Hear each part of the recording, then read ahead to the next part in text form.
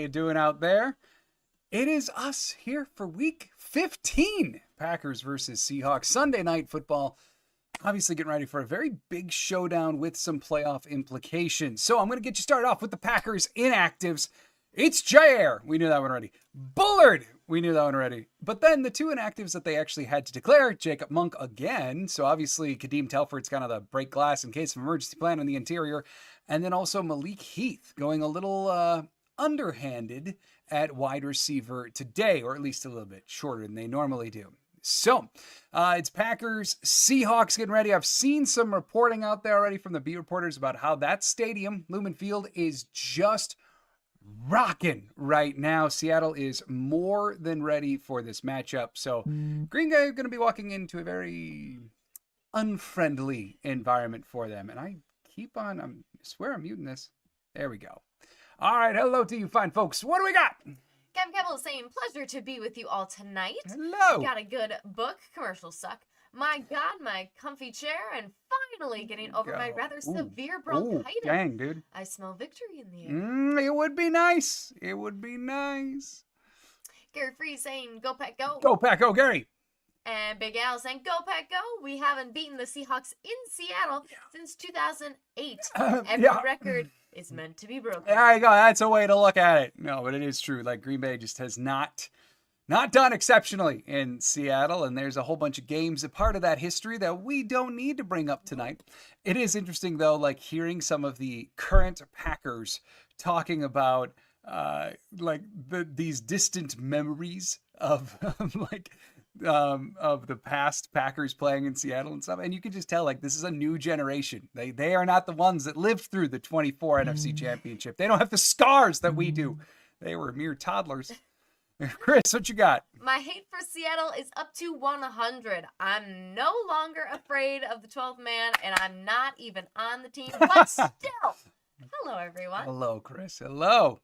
Gary asking, what did you think of the Lions game? The one just earlier against the Bills. I think I'm not going to be so bold as to say that the Lions are exposed, but I do think that the Bills did a lot of the things that Green Bay tried to do last week. Now, I didn't catch the whole game. I had some stuff going on. But just from popping in, looking, some of the stuff the Bills did is what Green Bay did. And what that tells me is that, like, Green Bay kind of had the right blueprint, the right idea, at least the majority of the time. And the pathway to beating Detroit, it's there. It also doesn't hurt that they're continuing to have defenders drop like flies. I mean, obviously that Dorsey injury looked pretty severe, but man, other than that, they are just wrecked on that side of the ball. David saying, go, John Pack, go. Hey, go David. Hello, my friend. Yep, from Gary, go Kills.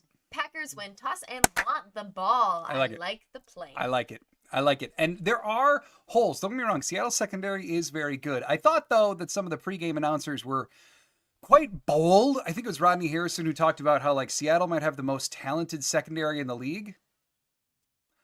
Don't know as if I'd go that far, Rodney. But I will say, like, they are talented, but there are weaknesses there that Green Bay can readily exploit. So it looks like the flag raiser is going to be John Ryan, the former Packer and Seahawk punter. And I saw in the pregame, too. Oh, wow, the punter's flexing. That's a choice.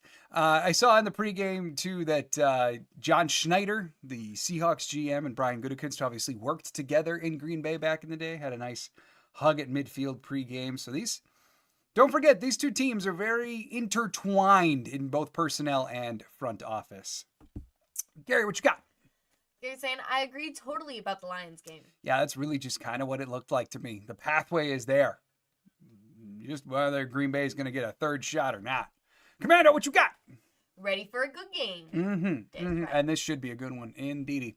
And here is the kick. It's up in the air, kind of a line drive kickoff. Floats to Keyshawn about 3 yards deep, and he's bringing it out. And Keyshawn gets himself to the 37-yard line before he is brought down. And your eyes don't deceive you if you didn't know yet. I guess the Green Bay Packers are in their all white. The winter warning in the fog of Seattle going on. And then Seattle's in those uniforms. The highlighter green over there on their side. Don't want to miss ya. Yeah. As the game gets going here before they play their first play from scrimmage, I have thoughts on this game. I'm not even going to get to Sam. There's lining up for the first play. Well, I'll let you know about this game, what my thoughts are. I just, not ready for the impact like others are. All right, that's complete to Josh Jacobs out of the backfield. Gain of 3 as Jacobs was kind of struggling to gain his footing. Still, though, gain of 3 up the right-hand side. Jordan Love not going for a kill shot on play number 1. But what I was going to say is that ultimately I'd seen a lot of people talking about how, like, this is such a huge game for Green Bay. Like, it's massive. If they lose, it's cataclysmic. I don't feel that way at all for a lot of different reasons, and I'll expound on them as we get rolling. All right, Jordan Love in their modified pistol formation, at least Josh Jacobs in the backfield, as is Chris Brooks. Brooks serving as the lead blocker. Jacobs has a seam. He takes it upfield, and he's up to the Seattle Seahawks 46. But we got a flag on the play. Jordan Love he had to pitch that off because there was a Seahawks untouched coming right in.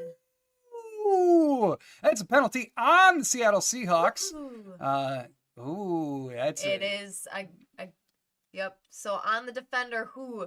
Oh, yeah. That's totally a late hit on Tariq Woolen. Well, Love wasn't even looking either. Oh, that's a blindside late hit. Jordan, just like, yeah, you saw it? All right. Yeah, you saw it. Okay. We're on the same page. Right. We're good. We're good. All right. Here we go. First down. So big gain to Josh Jacobs plus 15 yards because Woolen's a cheap shot. Yeah, right. We're not going against Detroit. So we got him. Yeah, exactly. Did you see that Z was fined, by the way, for his unnecessary roughness, but he didn't get a penalty? Mm-hmm. All right. Jordan Love now under center for 1st and 10. Packers up to the 31-yard line now. It's kind of a pitch to Josh Jacobs, who ultimately gains 3 on the ground. Gabbles, what you got? I really want Bo to have a big game against the team that drafted him. I like it. I like it. And cut him? Yes. Yeah. Well, actually, no, I suppose they didn't cut him. Green Bay more so. Well, they did because he wound up on the practice squad. And then Green Bay poached him from there. So, yeah, all right.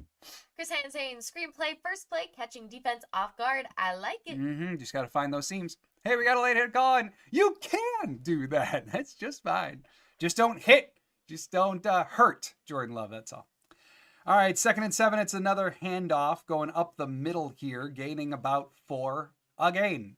So going to set up 3rd and moderate for the Packers as they're at least getting closer and closer to field goal range. I think they're pretty well within it now. Packers going hurry up for 3rd down, 3rd and 3. Jordan Love lining up in shotgun. Josh Jacobs next to him. And he takes the snap, hands it off to Jacobs. Jacobs rumbles forward. That's a 1st down carry up to the 18-yard line. Josh Jacobs with the first down. Bumbling. All right, so here's the thing. This is why I don't feel like this game is really that important, okay? I understand the Green Bay Packers want the 6th seed. The number one thing you don't want, right, if you're guaranteed a playoff spot, is you really don't want to be the 7th seed. Because that means you're ultimately going to have to travel to either Philly or Detroit for the first round of the playoffs. That's less than ideal when your alternatives are like Seattle, maybe LA, the Bucks, like someone in that tier. Like, we're talking different tiers of teams, right? So I get it. You don't want the 7th seed. Understand that 1,000%. 1st and 10. And Jordan Love now tossing to Josh Jacobs, who cuts it up the right-hand side. Can't break that first bit of contact, though. Still a good 8-yard gain up the right. But still, Seattle, if they lose this game, falls entirely out of the playoff picture since the Rams won on Thursday. Green Bay, per NFL.com and their playoff predictor, is sitting at 97% playoff probability. If they lose this game, it falls all the way to 91. Realistically, the Packers have to win one of their final 4 to really get into the playoffs. Win 2 of the final 4, and the likelihood says that you're going to get the 6th seed. 2nd and 2. Jordan Love in shotgun, and he does hand it off to Josh Jacobs again. Jacobs sideways his way into a first down. Gain of 4. So Green Bay's going to wind up with the ball at about the 7-yard line for 1st and goal. So I have this, like, Seattle's fighting for their lives. Green Bay is fighting basically for seeding. Those are 2 different things. And so I just feel fine about the matchup with Seattle. But, like, if the Packers don't come out in this game, I'm not going to be like it's time to be concerned about the Packers making the playoffs. Because it's not. Like, so we got, that's all I'm saying. All right, Jordan Love in shotgun. Josh Jacobs next to him. Jaden Reed motioning around, but they hand it off to Jacobs on the delay, and it really doesn't do a lot. Seahawks had guys in the backfield. Seahawks weren't really fooled by the delay there. Packers gain 1, maybe 2. 2nd and goal, relatively short yardage to go. I'll tell you what, though, I don't mind this opening drive. It's all these handoffs to Jacobs and a controlled pass game. Kind of feels like the first drive we wanted against Detroit and didn't get. So, don't mind this one bit. 43 total yards for Jacobs already. My goodness. All right, Jordan Love under center. And it's a fake. He's rolling out to his left. He's searching for somebody, but nobody's there, so he runs it, and he falls forward up to about the 1-yard line is where they're going to mark that. Jordan, you have a signing at Lambeau tomorrow. Don't you hurt yourself. Right? We're going to be there to meet you, man. Don't be all hurting yourself right now. Also, don't, because that's bad for Green Bay. Mm-hmm. But especially don't. Right. I mean, he did miss, or he did make sure Julian Love didn't murder him there. So that's just fine. All right. All right, Jordan Love under center. Like a yard away. Dontavian Wicks on the right-hand side. Hands it off to Jacobs. Jacobs pushes. And that's touchdown. Jacobs crosses the line.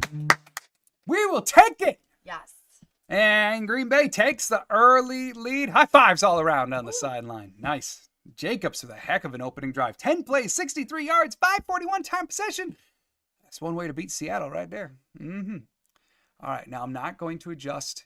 I've learned my lesson. We don't adjust this until the extra point is in. So we'll get there. But Zach Tom looked like Tom was the one who predominantly cleared the way on that run for Jacobs. Zach Tom, man, is going to get paid.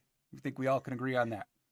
Brandon McManus, kick up, kick good. Green Bay takes a 7-0 lead. No, go away. Bugger off.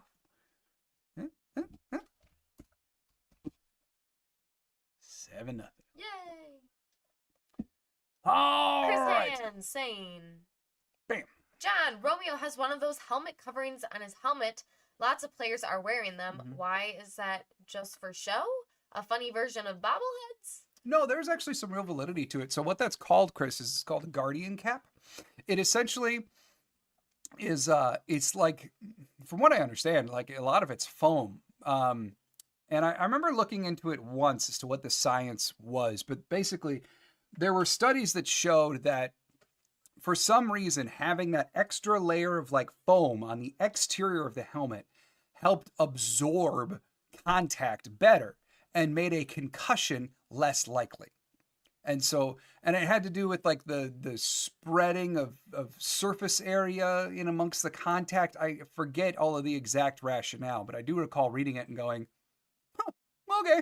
But anyway, so it's an extra layer of foam on the external of the helmet, and it helps prevent concussions. Now, in the case of Romeo, coming off of a concussion himself, a concussion that really cost him a couple weeks, it obviously makes sense that he would be afraid of suffering another one or putting his head in any harm's way at all.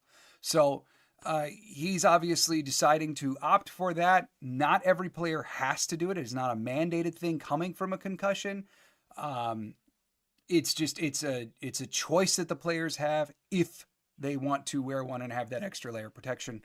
Romeo obviously doing that. Commando G-Man saying, even with the penalty, that was a really strong drive. Hyper efficient and very in control. We will take it every time. David saying, show and tell time, Claudia. The ring. Mm-hmm. Oh, I only have one of them on right now, actually.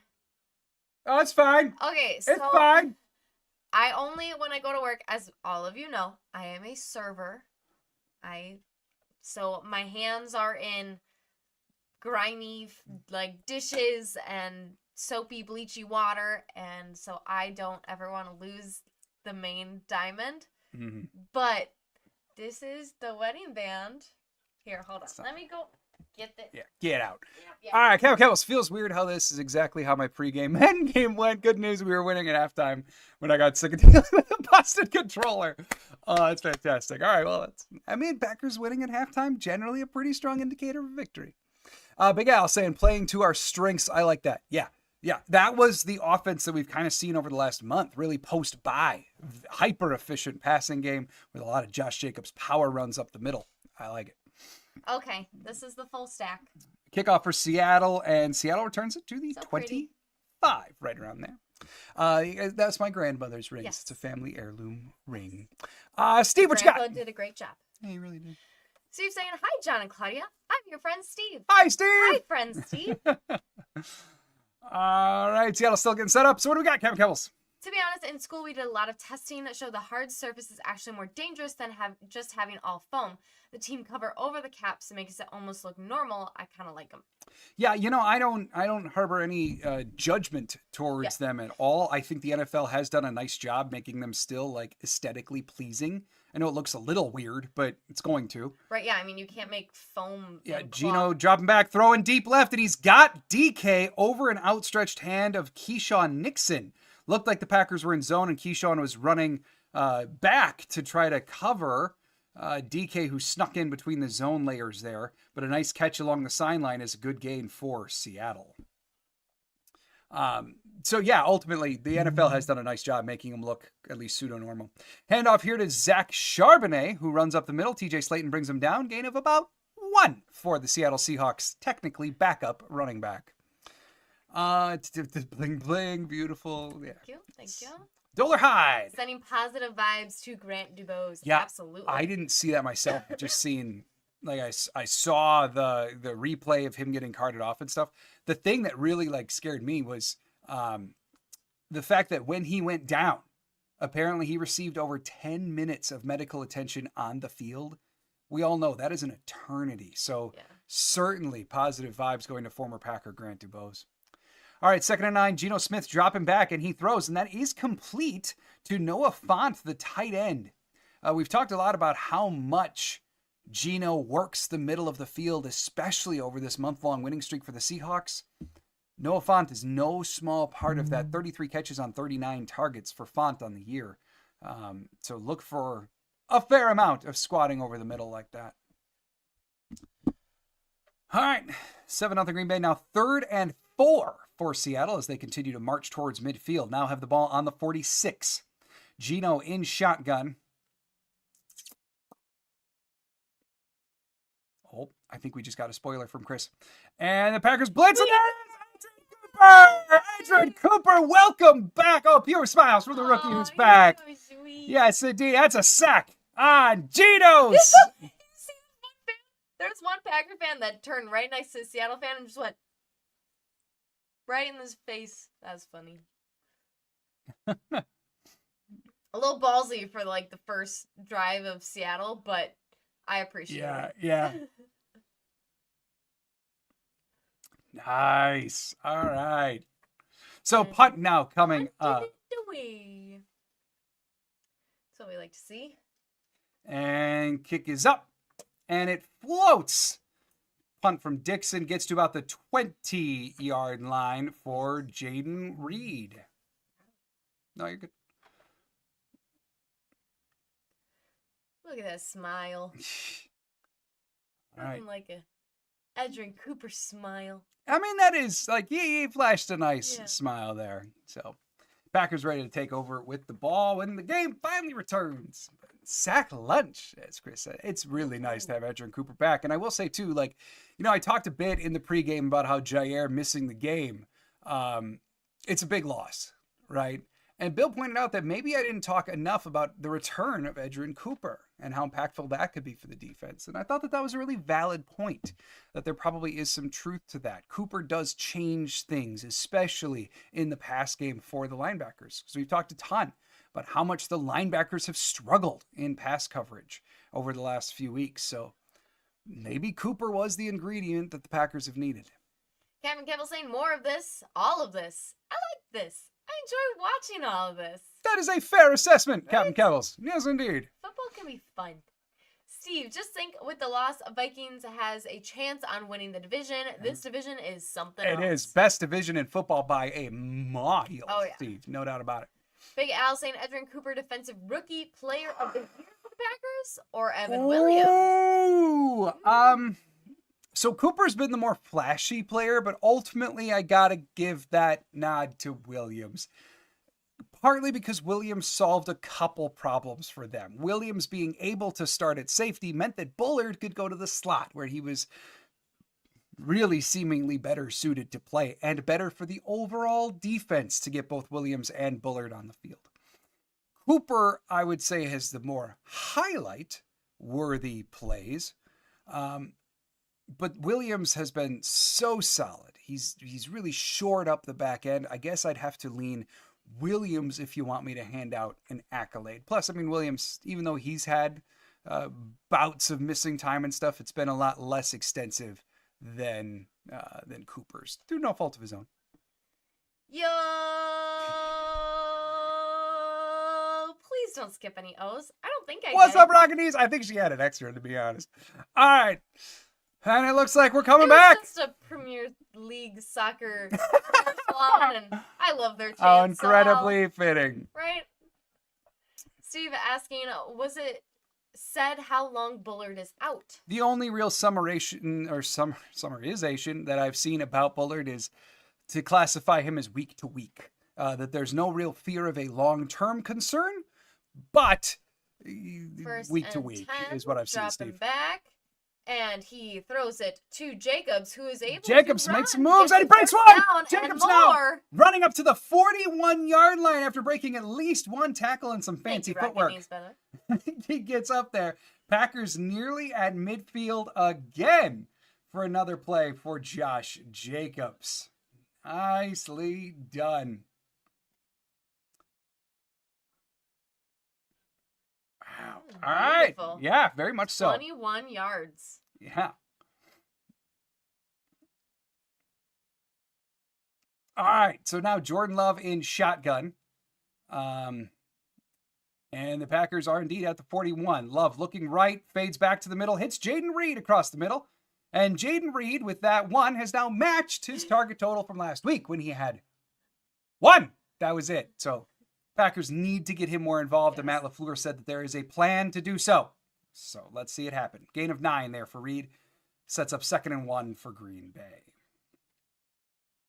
Packers now are officially at midfield. 5:30 to go in the first. Jordan Love looking in shotgun again. Looks like Emmanuel Wilson is the running back next to him. Chris Brooks also on the field. Ooh. Wilson tries running up the middle. Looks like he's going to Wilson fall is just back. short. Yeah, so it's going to be 3rd and real short for the Packers on the Seahawks side of the field now. Or are they going to do a measurement? Huh? Oh, they're going to give him a first down. Yeah, all right. We'll take that. That's Okay, fine. let's run the play. Before we get a chance to all right. challenge that, let's run the play. All right. I didn't. Okay. Yep. Nope. Good. We're not fighting. Hurry up. Oh, I think, alright. is LaFleur shouting to just hurry up and get it? I don't know. Cool. All right. Look at the blue on Jacobs' uniform. Right. That's sweet.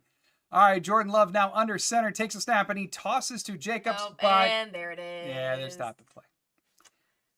I knew it. Is it going to be a challenge? He's negotiating for a play clock reset. Doesn't get it. The time is running down. And Green Bay takes a timeout. Oh. So I think they're saying like it got to be in danger of them not getting the snap off in time of a delay of game. So LaFleur burns the penalty.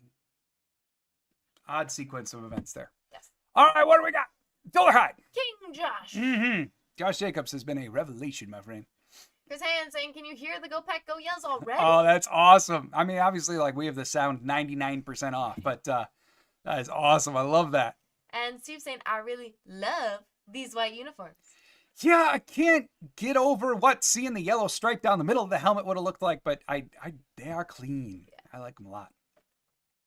All right, Jordan Love under center now. Packers do have that first down officially. 5 on the play clock. Jaden Reed in motion. It's a handoff to Josh Jacobs again. Josh Jacobs breaks one. He almost breaks 2, but nonetheless a good gain up the left-hand side for Josh Jacobs.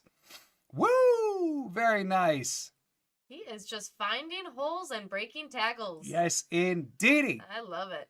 He is running a lot longer than he normally does. Like the holes that he's finding is allowing him to get more than just 8 yards or whatever. Like, Yeah. he's getting first downs and then some. Yes. Yeah, more than his norm. Right. Yeah, I would agree with that.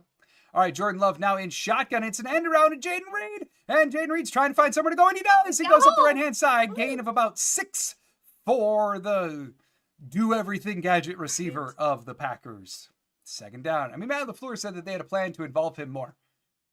Maybe it wasn't all targets. They just get the ball in his hands any way possible. All right, Captain Kibbles. Jacobs have a day, good sir. Hot damn. Yeah, it's true. Jacobs is cruising already. Commander G-Man saying Jacobs has come to play. Yeah, and Jacobs appears a little winded on the sideline. Well earned. Well earned. All right, Jordan Love now in shotgun. 2nd and 2. Only 5 left on the play clock. Love takes the snap, hands it off. That's Chris Brooks in at running back, who absorbs some contact, carries it for 4 up the right-hand side, giving the Packers another first down. Just over 3 minutes to go in the first. Steve. When Jordan Love wiggles his tongue like Michael Jordan, something Michael Jordanish happens. I swear he reminds me of a cow. I'm not kidding you. Yeah, okay. When they, like, I don't know, because his tongue is always just moving side to side, side to side. I don't know. Reminds me of helping my sister at the county fair. The most Wisconsin thing ever. I was going to say how very Wisconsin of you. All right, Packers go out to Jaden Reed. Oh, can't break a tackle. And on that first down, they wind up gaining only 2. Reed only had 1 blocker in front of him, and the blocker did a good job taking the 1, but Reed could not beat the second Seahawk there, and minimal gain there. Oh, yeah, that's a heck of a play. I believe it's Job is how you pronounce that name. So Job is a really interesting player. He was on the Seahawks practice squad earlier in the year, but since Trey Brown went down in week 6, he's been starting. And he's been doing a great job for the Seahawks. Love now in shotgun. Jaden Reed in motion behind him. Love looking over the middle, and he hits Dobbs. Dobbs, touchdown. Green Bay Packers. Romeo Dobbs would not for go that one. down. Oh, hey, what's up, Romeo? Touchdown, Romeo Dobbs. Woo! Wherefore art thou, Romeo? In the end zone. Green Bay's cruising early. I really like that play design. I mean, it's just a clear out. Like, you get Jaden Reed in motion going left to right. So then what do? Just go back to an ISO slant as the rest of the field clears to Romeo. And Romeo Dobbs with 2 defenders just pushes them in. Great play by Romeo Dobbs. Man, did he want that one. Here comes the kick. Kick up. Kick good. Kick good. So Green Bay takes an even bigger lead. Romeo Dobbs, what a play. Welcome back, yes, Romeo. Sir. Love to see that. All right. That makes it 14-0. Woo-woo. All right. Excuse me, I got to respond to one thing here. It's all you. All right. Chris Hannon saying this process is so important because they are doing the smartest thing, which is quieting the crowd. I mean, to be up 2 scores is very nice.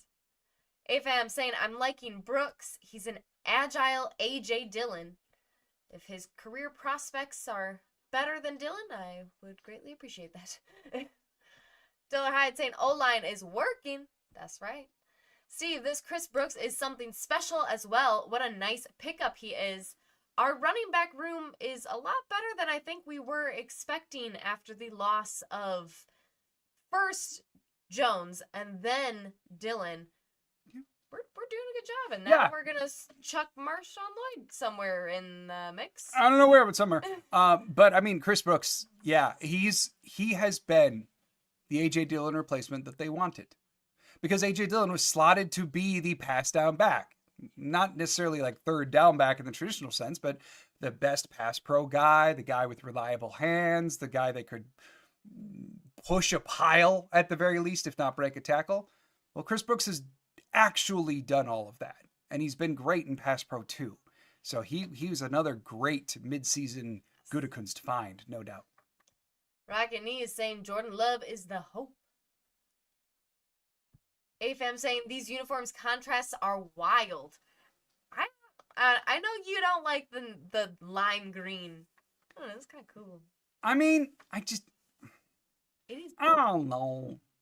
the brights versus the whites. Like, it's fine. And I don't mind the bright versus white. I don't know. I guess I don't love the lime green all on its own. Sorry. Might be the most controversial thing I've said in 3 years.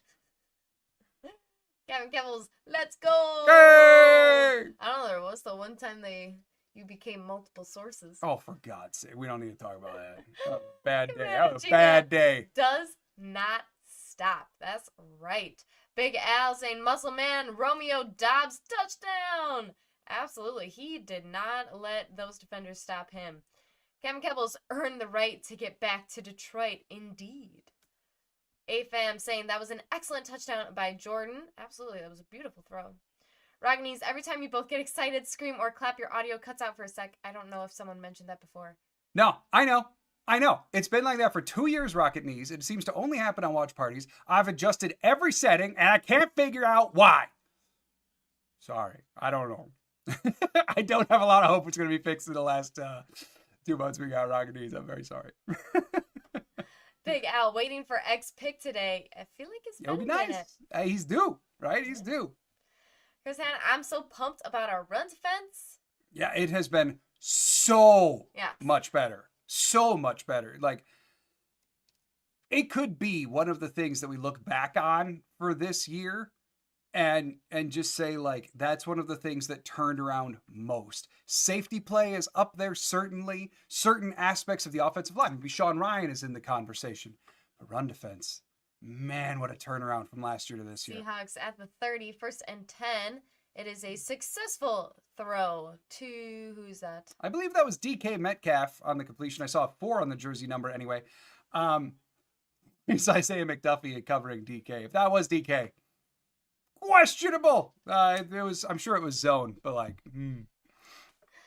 Captain Keppel saying, when I think of this team figuring it out, I think of the 2010 Bears reporter when Green Bay sneaked into the playoffs. I think we let the sleeping giant in.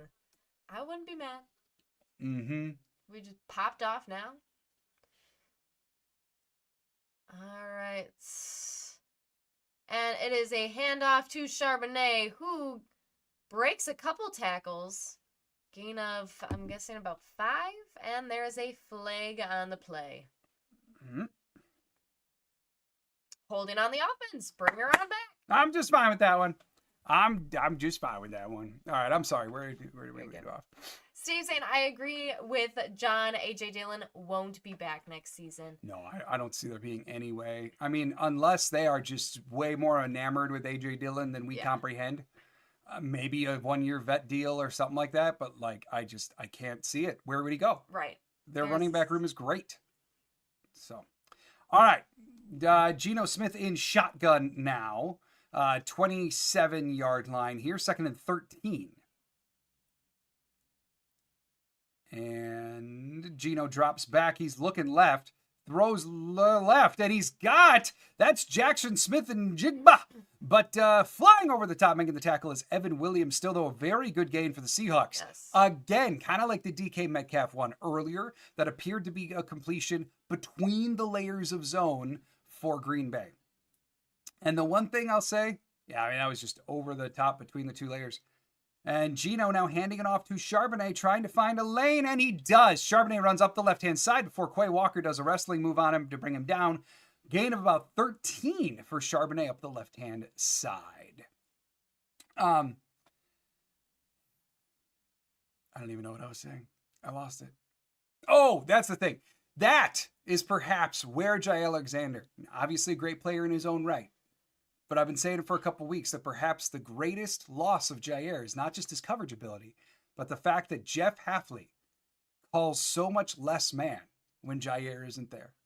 And that's truly a sign of Hafley not necessarily fully trusting the secondary without his number 1 alpha corner out there. But he calls more zone. He calls more spaced out stuff. He calls easier assignments for the whole secondary than when Jair is out there. And that also takes away from the pass rush because he's less likely to send extra blitzers then too. So I know that's incredibly frustrating and it sucks to watch it week in and week out. Like, it feels Barry-esque. I hate to say it, Jair is the fix because when Hafley has Jair at his disposal, he hasn't called things the exact same way. So that's why we got to get Jair back and right for the playoffs. We got AFAM saying McManus might have saved this team. I mean, he's come in clutch a few times. No doubt about that. Can't deny that. Ragany saying, haha, sorry for bringing up a sour topic. It's okay. Working on it for 2 years, Ragany's. I don't know. AFAM saying, I'm with the lady on this one. That's right. I mean, I'm here for the color contrast. I get it. Gavin Gebel saying, also, partner says that you two have decided to go out on a high note at the end of the season, but know you are appreciated and actually made them enjoy football. And it not just be Kevin's sport thing with the team that chants go back home. We are working on them, okay? One step at a time. One step. We appreciate your words. Yeah. That's very kind of you. Thanks, Kevin Kevels. Thank you. Hopefully we go out with a Super Bowl win, right? Yes. That's Right? the hope. Yeah, that would be the bang. So you're saying, hey, John, the edge rusher I hope we draft this coming draft is Kyle Kennard from South Carolina. You can always rely on Steve to bring up the draft talk. Steve, I still haven't looked at any prospects. I don't know. But yeah, sure. I like it. I'm going with you. David saying, I like the drone lights above your heads. Thank you. They are actually not flashing. That would just be camera quality. It's just because of the lighting and the camera. You know what? We're in our last season. If anyone else wants to bring up anything else that doesn't work, fine. Get it out of your systems now. Hey, fam, what you got? I hope I never hear the word Jair Alexander and Alpha again. Okay. The pack is back. Huh? Big L. Packers got to invest in quarterback. We need another quarterback one besides Jair. Maybe a reunion with Rasul Douglas. It seems Gino possible. throwing right. And he's got Jackson Smith and Jigba, but Quay Walker shoves him out of bounds. It's going to be close as to whether they give him the first or not. Very, very simple play there. And Quay just kind of shoved him, but not aggressively enough for him to go out right away. So this might be a first down. Got to see where they mark it. Yeah, I don't quite know. All right, so Big Al, to your point, corner is absolutely a desperate need. The other one that I would put in with that, though, and perhaps just as high on the list, pass rusher. 2nd and 1. Specifically edge. In shotgun. Oh, 2nd and 1 they gave him, so now they're handing it off to Charbonnet. Kingsley. Kingsley breaks into the backfield and basically pulls on Charbonnet's hips backwards, swings him around, brings him down. That sets up 3rd down for the Seahawks. Nice. Loss of 2. So it's going to set up 3rd and 3. The Seahawks are in field goal range, though, sitting at about the 25, maybe 26-yard line, depending on official marks. All right, what do we got? Dollarhide. Assuming we get to the Super Bowl, will you be doing a watch party? I do believe that's the plan. Of course, things are subject to change, but I do believe Dollarhide. Yes, indeed. All right, Chris is offering us North Sport. Rashawn Gary with the sack, shutting down another 3rd down. Look at that dance. Man, smile while you're dancing, Rashawn. But Rashawn Gary with a huge sack.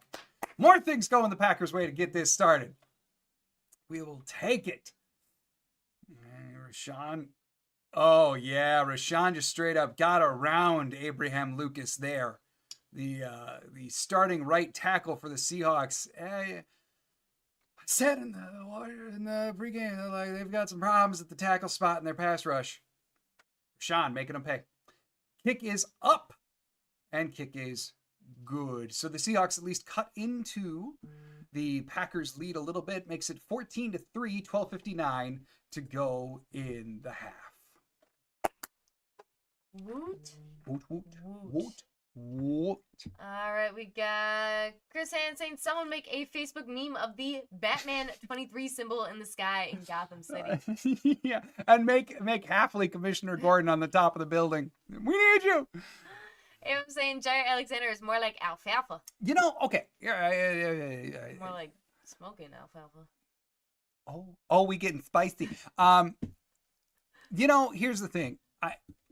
I understand, right? Like the narratives about like Jair not wanting to play or whatever else, whatever. I understand. I get it 100%.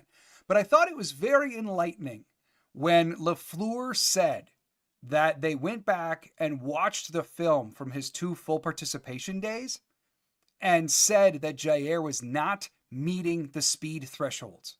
that he's not able to accelerate or cut enough on that torn PCL. So this has the sounds, to me at least, of Jair being there, doing his job, doing the full participation thing, and then the coaches and medical staff sitting him down and going, you can't do it yet. The knee just isn't there. We don't care if you're hurting or not. The knee isn't there for you to be you. And we need you for much more important games in a few weeks. So we're going to sit you and then hopefully get you right. So like, I get all the narratives and stuff, but I thought that was very, very revealing coming from LaFleur. And I think it was kind of even more of a window into the injury process than he normally gives. Sack Lunch 52, indeedy. Don't we have a white helmet? We do. We got one. That is signed by one Matthew LaFleur. I got to meet him in training camp, and he was nice enough to sign that for me. Patrick Yes. LaFleur. Yeah, we looked it up so she can scold him. But yes, that was signed by Matt LaFleur in training camp. That is our one white helmet. Kevin Kebbels with Scary Gary. Indeed. Woo. Scary Ball is dancing too.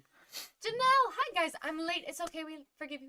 Was at the zoo viewing the Christmas lights. We are doing that Wednesday. Yeah, actually, we are taking our little guy Wednesday after being live, heading on down there and watching some zoo lights. So welcome, Janelle. Welcome. Steve saying hi, Janelle. John! Go What's Pack, up, go. John? Go Pack, go, John. Hey, fam. That a boy, Rashawn. Indeedy. Ragnies, who is the last Hall of Famer Packers drafted besides Aaron Rodgers? Maybe Devontae? Maybe think on that. That is an excellent topic for halftime Rocket Knees. I like it. Cam Kebbles, one game of in the playoffs is worth more than him for the rest. Oh, one game of Jair in the playoffs is worth more than him for the rest of the regular season game. Keyshawn Nixon hurdling peeps on the kick return. Still, though, only gets to about the 29-yard line. Also, I should point out, as I read the inactives earlier. One player that I did not highlight who is active, who you actually just saw on the screen there, Keaton Oladapo, getting some special teams reps today. Yeah, my boy. But I very much agree with your point, Kevin Kebbels. Peter, bonsoir. John and Claudia. Bonjour. Or bonsoir, technically, right? That winter helmet is definitely missing a yellow stripe in the middle. That's what I'm saying. They could have fixed the whole thing. But tie it in. I get that would clash with the gold specs too, and they really wanted the gold specs. Still, I would have thrown the yellow stripe in there. First and 10.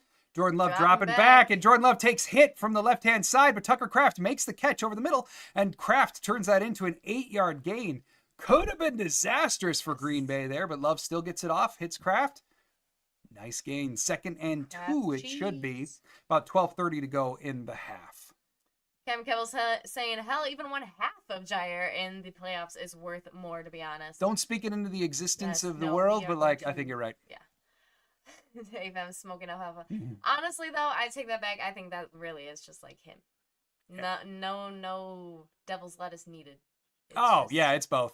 All right, Josh Jacobs now getting up to the line. Don't sue us for libel, Jair. Yes. I'm pretty confident, though. David. Yes. I didn't realize Matt has that small of a head. Itty bitty. I mean, he is a little dude. I will say that. He's a little dude. I caught him on his golf cart between the practice field and Lambeau. All right, now Love in shotgun takes the snap. Quick throw over to the left. That's Dontavian Wicks who makes the catch. Heck of a tackle for Bryant, but still onto the ball. Still a first down for Dontavian Wicks. So that sets up 1st and 10 for Green Bay. Again, time continuing to tick down in the half. Now 11:30 to go. Jordan Love, hyper efficient. This version of Jordan Love, 8 of 8, 72 yards, and 1 touchdown. Woo! Take it all day long. All right, good Lord, Nixon has no fear. Yeah, hurdling peeps. Has no fear at all. I guess he's not worried about future children, unlike, who is it? Was it Kraft? That was Kraft, yeah, last year. When he was hurdling folks. Look, I appreciate what you're doing. However. Yeah, Jordan Love going deep down the left side. And that's a big thing down the sideline. Watson, what a catch. And keeping both feet in bounds as well. Beautiful. Whew, I want to see just how many yards that was, but what a dot to Christian Watson and the toe drag. Christian Watson, deep threat, certified. Gain of 36. We will take that. Absolutely. Now Jordan Love getting it off, handing it off to Josh Jacobs. Who eats a pack of green? Man, without fail, how many times have we seen it from Green Bay, right? Like, Beautiful. we watch a big pass play, and then they get up to the line, and then they run it, and the run. When was the last time they had a super successful, like, 20-yard run following a big bomb of a pass? I feel like it's almost always, here's a huge pass downfield, and a run for one. I feel like it's almost always like that. But still, one hell of a catch by Watson along the sideline. Man, what a toe touch. 2nd and 8, Love under center. All right, Love now. I believe that's still Jacobs in the backfield. Reed motioning from left to right. And it is a handoff for Josh Jacobs. Who also gets Gain of Miller 2. again. Gain of 2. Without fail. All right, so it's going to be 3rd, and it should be about 6 for Green Bay. They're certainly in field goal range, but after that pass, it's going to feel like a little consolation prize. All right, what do we got? What a catch from Chris Hand. Apam. I have a love-hate relationship with that quick, flat passes. I like it a lot better when they need 1 yard than when they need 10. So I get where you're coming from. Right. Holy cow, this offense gained a 36. Indeedy. Unbelievable. Yeah, one hell of a catch. Watson is an animal. And he's coming on, right? I think it's 2 of the last 3. He's over 110 yards receiving. He's 3rd and 6 and on. shotgun. And Love gets the snap off. They are on the 20.5. Love looking over the middle, looking right. He throws end zone right to Romeo. And that was either deflected or they just weren't quite on the same wavelength there. I'd love to see that one again. Love was certainly under pressure, at least eventually. Yep. But Love stepped up. Yeah, it looked like Romeo was expecting outside corner, and Love went inside. So I'm going to assume that was a choice or a read route from Romeo where he had options to break, and he went one way and Love went the other way. So incomplete. McManus on for the 39-yard attempt. Kick up. Kick. Good. And that makes it 17-3 for your Green Bay Packers. So, we're looking at the merry-go-round. Oh, lovely. 17-3. Packers. Gotta just keep this going. Keep the foot on the pedal. I don't want to see him slow down at all. Ragini saying, what a weapon. Indeed. Indeed, when Watson's on, he's good. And the thing with Watson, too, still has that incredibly low drop total. I was actually, I was vendoring at a memorabilia and card show yesterday. And I had someone say to me that Watson just drops it too much. And I was like, except he doesn't. Like, he really doesn't. It's just that when he drops it, it's real bad. It's like it's a 60-yard bomb, or would be a guaranteed touchdown in their hands. He doesn't drop too much because the numbers are he's the best on the team. It's just bad ones, man. Yeah. Kevin Kells. Good on the loose. Yeah. Kevin Kells also saying, run it again. We'll be in the end zone by halftime. Brain fart moment. Just got to go back to him later. Yeah, maybe not so much. Steve, we haven't won in Seattle since 2008. Let's change that tonight. Yes, indeed. Someone pointed that out earlier. Packers get to excise some demons if they win it big tonight. Cam Campbell's, but also damn for Jordan to get the ball there. Some prime 12 stuff. You know, that is the thing with Jordan. I don't think it's overlooked, but maybe it's just not talked about enough. He, just like Aaron, he's worlds better when he uses his lower body to throw. But just like Aaron, he doesn't need to. Like, his upper body is so strong on its own that, he can really just fire away with pure arm alone. He's way more accurate when he actually uses proper process. Rocket I wasn't worried about this game, John. I had a good feeling. I'm very happy for you, Rocket Knees. And I am very, very happy if by the end of this I'm wrong. Now, I didn't say Green Bay was going to get demolished. All I said was that the vibe check felt like Seattle was going to be fighting for their lives and Green Bay had their eyes on other things. That's all I was saying. Okay. But I will be more than happy to be completely wrong and have Green Bay win this game. By the way, if Green Bay does indeed get a victory tonight, they haven't clinched a playoff spot. However, their playoff probability moves to greater than 99%. That feels relatively comfortable. Chris. Seattle wearing the Grinch green tonight. You know, it would be cool if they actually came out with like a Grinch uniform and wore it on Christmas games. All they got to do is have one splash of red somewhere. Yeah. That would be pretty neat. AFAM Jordan used more arc. Oh, that could be. Yeah, I hadn't really thought about it in terms of that way, except for when Aaron is doing the Hail Marys and they go up to the sky and come back down. Yeah. All right. Eric Wow, there we Wilson. go. Eric Wilson with a punishing special teams tackle, and then the flex, which he's got plenty to flex. And Seattle going to be taking over with the ball at about the 23. Steve. Card show? You were at a card show? Oh, yeah, man. Get anything good? I got a couple cards for myself. Nothing real big at all. We're talking tiny little signed cards, but yeah, that's the other, I shouldn't say another part of my life is the memorabilia business that we run together. And we regularly vendor at card shows and stuff like that. All right, Geno Smith now taking the ball and handing it off to, that's not Charbonnet. That's a different running back. Gain of about 5 on the ground up to about the 30. What's up, Grub? That's going to make it 2nd and 5 for the Seahawks. All right, cooking. Ryan Grubb. What a name.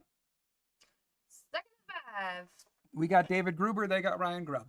Geno Smith in shotgun. One call, that's all. Please sponsor us. Ryan Grubb, 1 audible, that's all.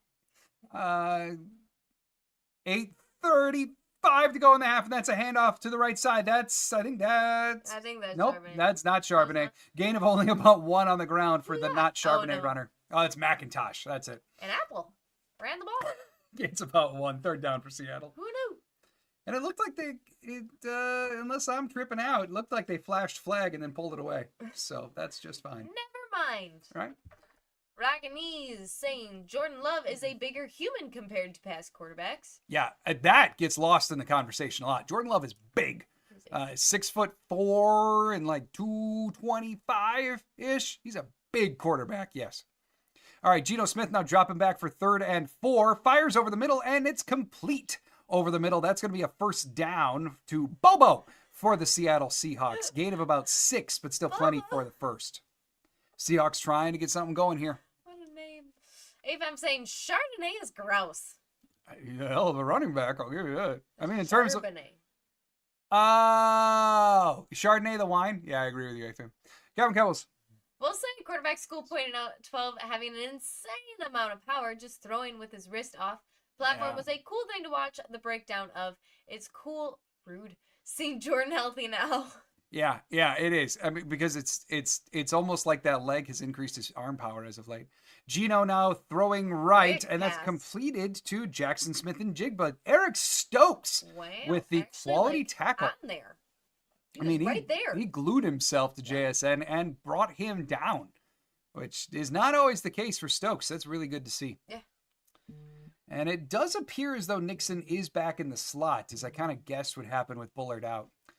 Oh, LVN with the pressure and hit on Geno. We'll take more of that. Mm-hmm. Absolutely. 2nd and 5, handoff to a running back there. There's Charbonnet. And it's a carry for Charbonnet on 2nd and 5. Ultimately gains about 3 up the right-hand side before McKinney and others bring him down. Yeah, I'll tell you what, man. QB school, they are some of the best breakdowns out there. I mean, he is great at what he does. I mean, as he should be as a former NFL QB. He knows what he's doing, but he's got excellent presentations. He's a great watch regularly. So I'm with you on that. Cam Gamble saying Stokes, sign of competence. Yay! It wasn't a pass deflection, but it was a solid tackle. We will still take it. Geno dropping back on 3rd and 2. He's searching for somewhere to go. Throws right over the hands of Charbonnet, and that is incomplete. Makes it 4th and 2 for the Seahawks. And a flag. That's going to be on Seattle. I feel it. It's going to be on Seattle, right? For sure. Right, Cleat? Right, Cleat Blakeman? Give us the good news. Oh, Mike MacDonald trying to influence. Yeah. And that lady is not having it. Good. She's like, no, stop. Oh, holding on defense. Doesn't matter because it's not on us it's on us anyways. Holding on Keyshawn Nixon. That's going to give Seattle a 1st down. Keyshawn.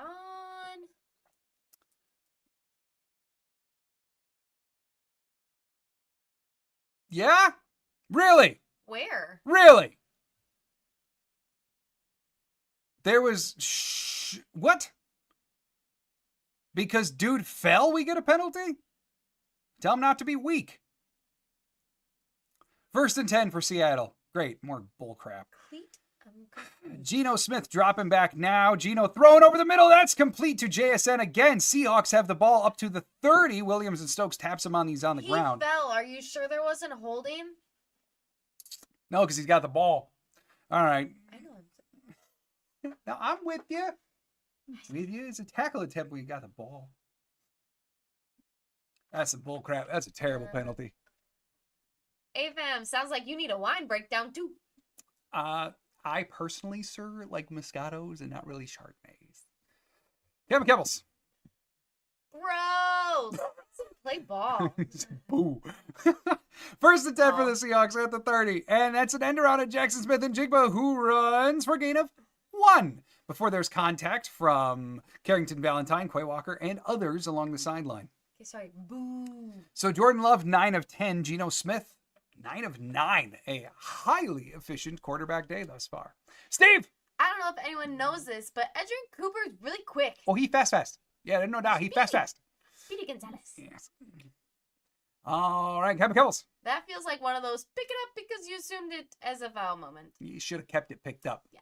But I remember, like, going into week 1 when they had Cleet Blakeman down in Brazil, we were like, oh, God, they're going to get flagged on everything. Cleet throws so many flags. Geno now dropping back, throwing left, and that is completed. Xavier McKinney, the closest one there, and shoves Font. But Noah Font, one of them, with nearly the first down, 4:30 to go in the half. Seahawks at least getting close to field goal range now. I think they're pretty securely in it. 4:20 to go in the half, 3rd and 3 officially for the Seahawks. So hi, saying we'd like our pick now, please. It is time. Gino. It is time, Geno. Anytime you're sailing out there, we could just, And X can be the recipient. Oh Yes. yeah, making two destined things happen together. Or you could just have Geno two dropping back, looking Oh. left, but he's running. He runs up the middle. That's a first down run for Geno Smith. picks. And a flag. And they throw a flag. Quay Walker was there. Bretton Cox was behind Geno. Looks like one of the Packers might be down too. I think they're going to get one of those guys on hitting a QB as they're going down. Oh, what? Just kidding. Never Holding mind. on Nixon again. What?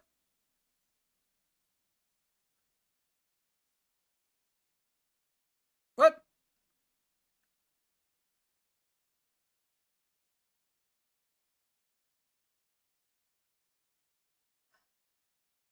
Again, that's pretty weak. I mean, it's a heck of a lot more valid than the first one. That's true. But even then, I don't know about that. All right, Geno now in their version of modified shotgun, taking the snap, looking left, throwing left, and he hits Jackson Smith and Jigba on the completion, but we they go. are unable to turn that into much at all, and that gives them only about a 2-yard gain. All right, let's see. Interesting. I'm still Yep. there's still time. Chris Hand saying, good job covering the screen. Oh, for the Packers, yes. And yes, indeed, Chris, you are about a play ahead of us. Press pause on your screen. We'll get all linked back up again. Mick, what you got? Hole in the zone seems to be beyond the linebackers, not between them, and Quay Walker is on the ground.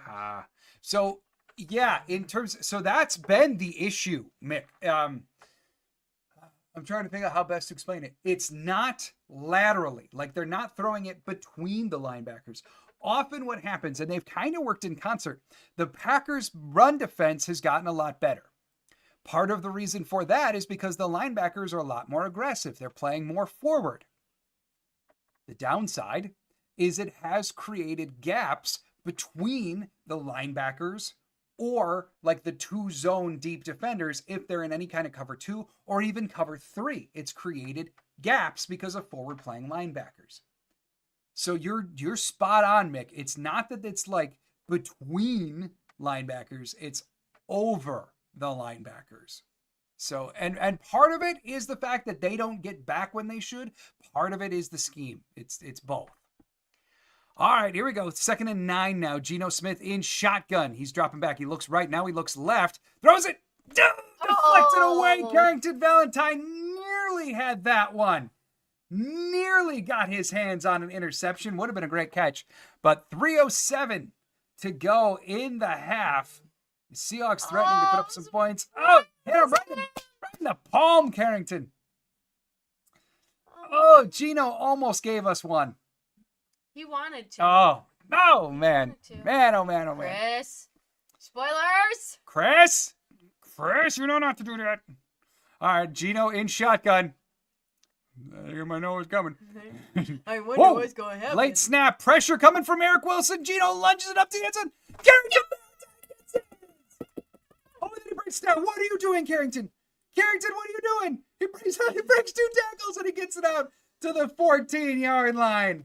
Woo! I guarantee you every Packers coach was like, Carrington, go down.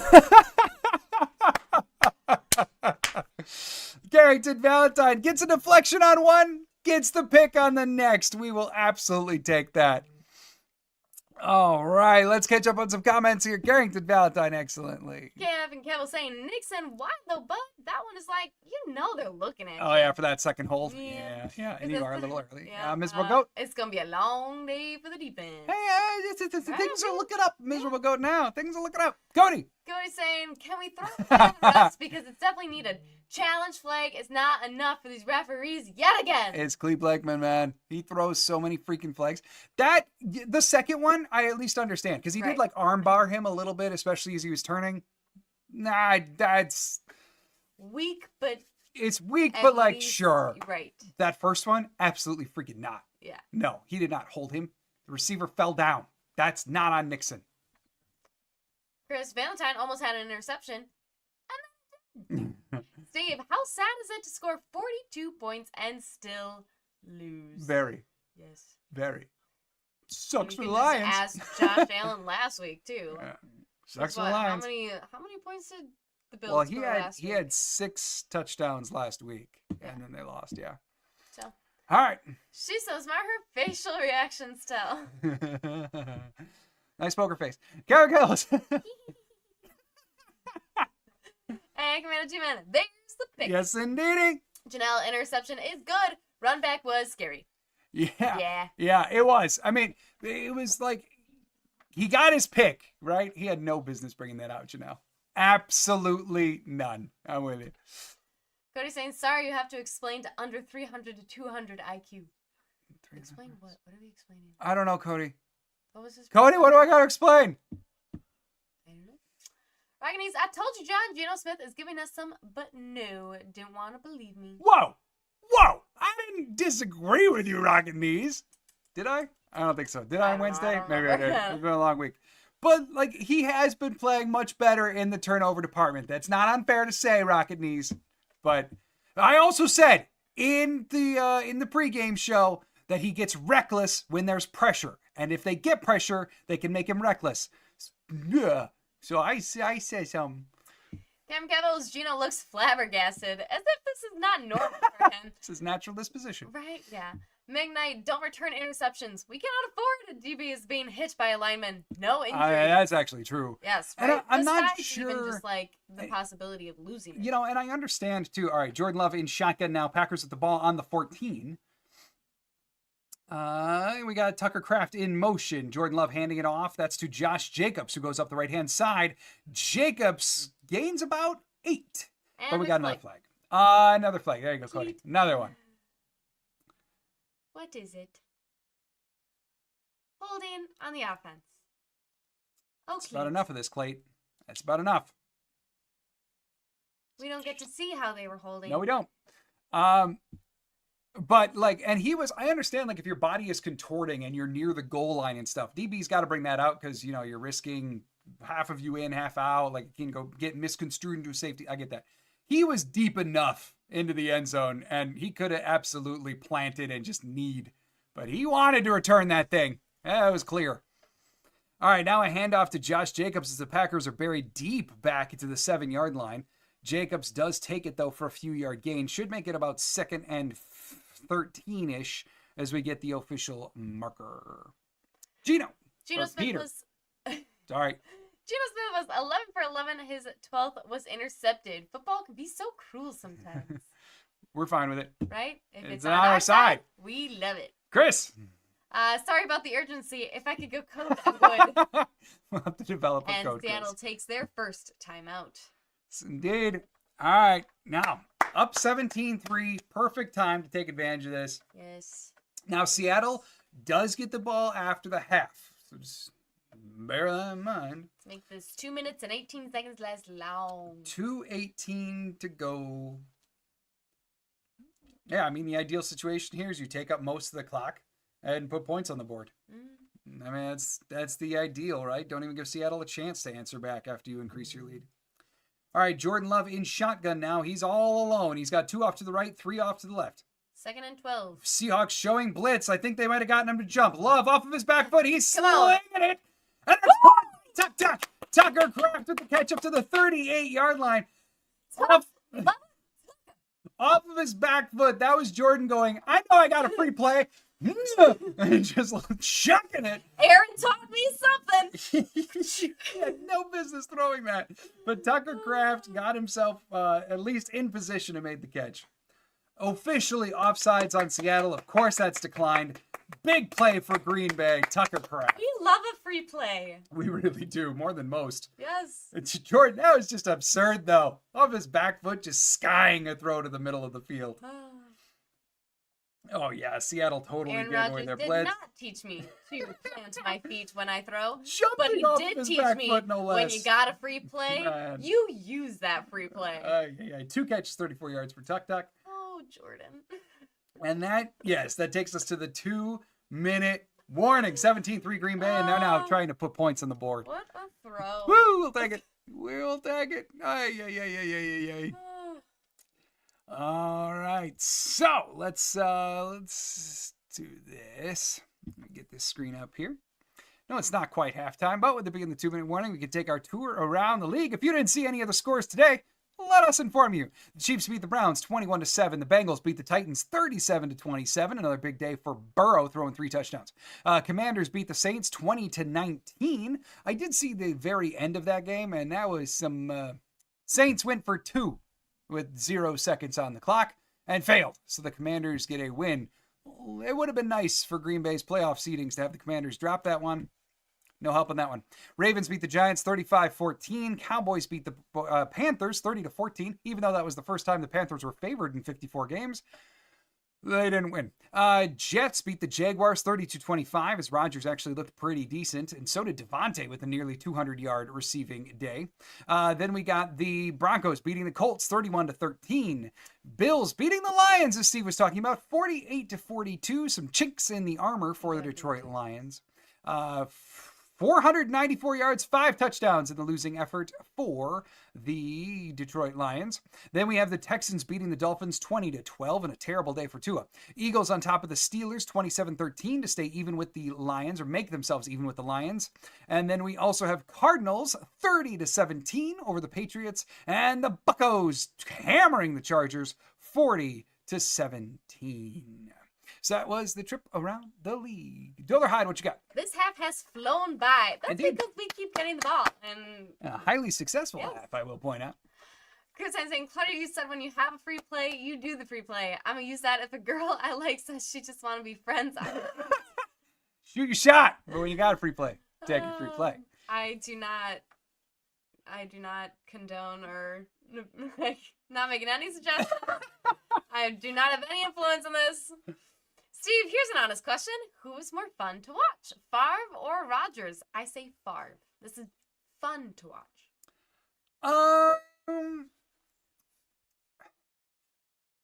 Yeah, I think I'm with you, Steve. Because, like, Rodgers was so clean, right? And then, of course, you get the back half of the career where, like, Rodgers was not thrown over the middle and all that kind of stuff. I get that. But, like, Rodgers was just so clean. And there were fun highlights, don't get me wrong. And Jordan Love running up the middle. Jordan Love handing off. Gain of 9 for Jacobs up the middle. 150 now to go in the half as Green Bay is nearing midfield. We do not want Love to run up the middle. Yeah.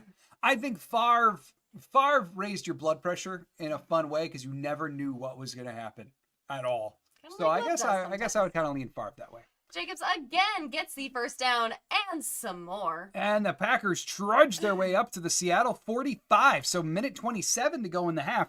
Packers now threatening field goal range. Commando G-Man saying, wait, why do we got 3 Monday Night Football games again? Sorry, I meant 2. Well, Monday night they only got 1. Their only Monday night game of the year is next week against the New Orleans Saints. But we are in this nice stretch right now of basically like all primetime games, Thursday to Thursday to Sunday to Monday. And I won't be shocked, too, if in Week 17 the Vikings gets flexed into a different slot. So, all right, Jordan Love in shotgun now, under 5 on the play clock, 53 seconds to go in the half. Love dropping back, Pressure. and he throws left to Jaden Reed, who is a safety valve. Reed trying to make something happen. Nothing to make happen as he goes down after about a 3-yard gain. Packers do still have 2 timeouts remaining, 40 seconds to go in the half. Now 35 seconds. Packers not using that timeout. 2nd and 7. Love getting everyone up to the line. He's got, I think that's Chris Brooks in the backfield with him, if I can see that angle correct. Yep, that is Brooks indeed. Lots of adjustments at the time. Lots of time ticking off. Under 20 seconds now to go in the half. Come on. Come on. Love taking the snap, and he looks right, and he throws right. Completed to Romeo Doubs, who makes the catch, but goes down. 10 seconds to go in the half. Now Green Bay, I got to believe, takes a timeout. Yeah, the clock has stopped. Yeah, I hate that management. That was god-awful. You took a solid 20 seconds there following a couple-yard play. You've got 2 timeouts. If the play, if you can't get the call in, if the lineup is all wrong, take a timeout. Give yourself a better chance to run more of an offense. It feels like that time management there just kind of put themselves guaranteedly into field goal unless this is a big play. I don't like that management at all. If that play was busted at the line, LaFleur or Love, someone should have taken the timeout to not burn 20 seconds there. 10 seconds to go. Packers on the 37.5. Kind of reminiscent of Chicago a couple weeks ago, honestly. All right, now Love in shotgun, takes the snap, drops back. He's looking. They're going for a deep shot. They're going for a deep shot. It's to Romeo. There's Defenders all over Romeo. Pass interference. 100%. Yes, that is pass interference on Seattle. Good. Romeo, Please don't good? celebrate on the ground, Romeo. We just got you back. We are worried about you, buddy. Get up. 4 seconds to go in the half now. And yeah, that is Tariq Woolen. Oh, look at him. He hugged him. He straight up hugged Romeo. You can't do that. So the Packers are going to get the ball. I didn't do nothing. With like 10 seconds to go, Packers are going to get the ball on like the 1. No, Commando, I don't think we do now. No. Depending on where we are, I think they try to get a playoff. 10 seconds to go. They still have 1 timeout. I think you try to get a play into the end zone here. 4 seconds on the clock. 4 is where they adjusted it to. I mean, he's still got a timeout. Yeah, they're going for something. So 4 seconds to go in the half officially. They're sitting with the ball on the 3 is where they marked it following the penalty. I think you try to get this in. I mean, it's got to be crazy quick, but you got a timeout. Come on. Get this in. Timeout Seattle. And that's the Jacob. Jacobs is not on the field. Chris Brooks is their pass down back. It's going to be a pass. Of which I will say, okay, if you try, like trying to think of the way to frame this, it is more likely that you run an unsuccessful quick out or something under 4 seconds than it is that you run an unsuccessful run up the middle with Jacobs, right? Because think of the earlier touchdown with Jacobs running up the middle. Jacobs gets it in the middle, takes on a bunch of contact, and then has to like trudge his way down the field. That all takes time, right? Well, here, a quick out, you can do that in under 4 seconds and be incomplete. I think that's why you're passing the ball here. All right, so they're on the 3. Jaden Reed in a whole bunch of motion. Obviously trying to get him to jump, but 5, it's not working. 4, 3, 2, 1. Did you seriously just try to get him to jump? You just tried to get him to jump. You did the 2 seconds left in the half midfield bull crap. Just run a play. Got 4 seconds. Run a quick out. Those generally take 3. You would have been fine.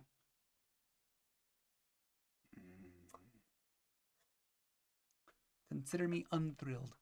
All right, what do we got? What do we got? Queso the Duke's here. What's up, Queso? Go, Pack, go. Flight risk. Hello, sorry I'm late. We are doing good. Let's go Green Bay. Indeed, flight risk. Indeed, they are doing well. All right. 17-3, McManus on Here's for the the field goal kick. attempt. Let's go, Pack. Always, Queso. Go, Pack, go. Kick up, kick. Good. So Green Bay at least takes a 20-3 advantage. At least we have points on the board. Well, that part's true.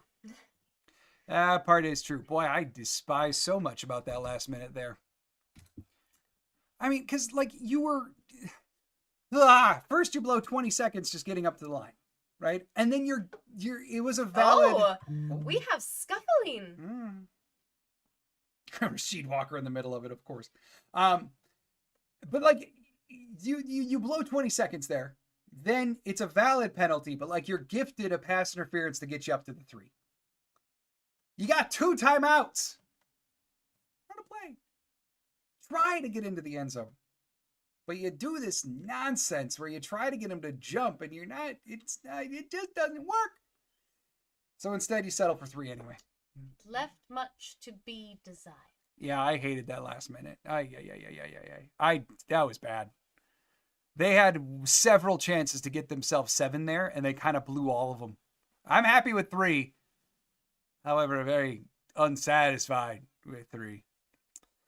Seriously, yeah. And on Love, too. Like, when that play was busted at the line of scrimmage back by, like, the 35 or 40-yard line, just take the time out. You got 2 of them. I don't like that management at all. All right, well, still 20-3 at the half. Still a very, very positive first half for the Green Bay Packers. Peter. Malfour is the anti-Dan Campbell. This year he is, and it's so interesting.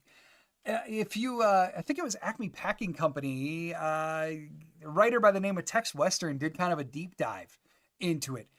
In years past, Matt LaFleur has been one of the most aggressive coaches on 4th down. This year, he's like in the bottom third in terms of aggressiveness on 4th down. And Tex Western kind of theorized that earlier in the year, especially when Love was hurt, they tried some and they went terribly. So has that now led to LaFleur with this offensive line, with this offense, with Jordan Love, whatever, becoming gun shy this season? But the thing is, your offense is more successful now than it was in week 5, week 6, week 7. Jordan Love is healthier now. You get rid of the gun shy tendencies and return to the way that you were last year. Numerically, Peter, the data, at least this year, is kind of bearing that out. LaFleur is not nearly as aggressive as he used to be. And no one's quite sure on the exact reason why. Chris Hand saying the only gift Seattle's going to get from the Packers is this L in their own territory. Let's go. Yeah, let's do it. Let's do it. 20-3 after the first half. We'll take that all day, every day. Anthony saying, hello, John and Claudia. Hello, go, Anthony. Go. Hope you both are good. Thank you, Anthony. You as well. Go, Pack, go.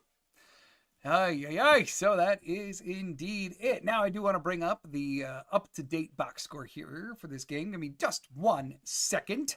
And then Raganese had a very interesting question earlier about not Packers Hall of Fame, but NFL Hall of Famers that the Packers have drafted. So I want to look at that as well. Most recent. Yes, thus far, Jordan Love, a astonishingly efficient 12 of 13 for 142 yards, 1 touchdown, and a 137.8 quarterback rating.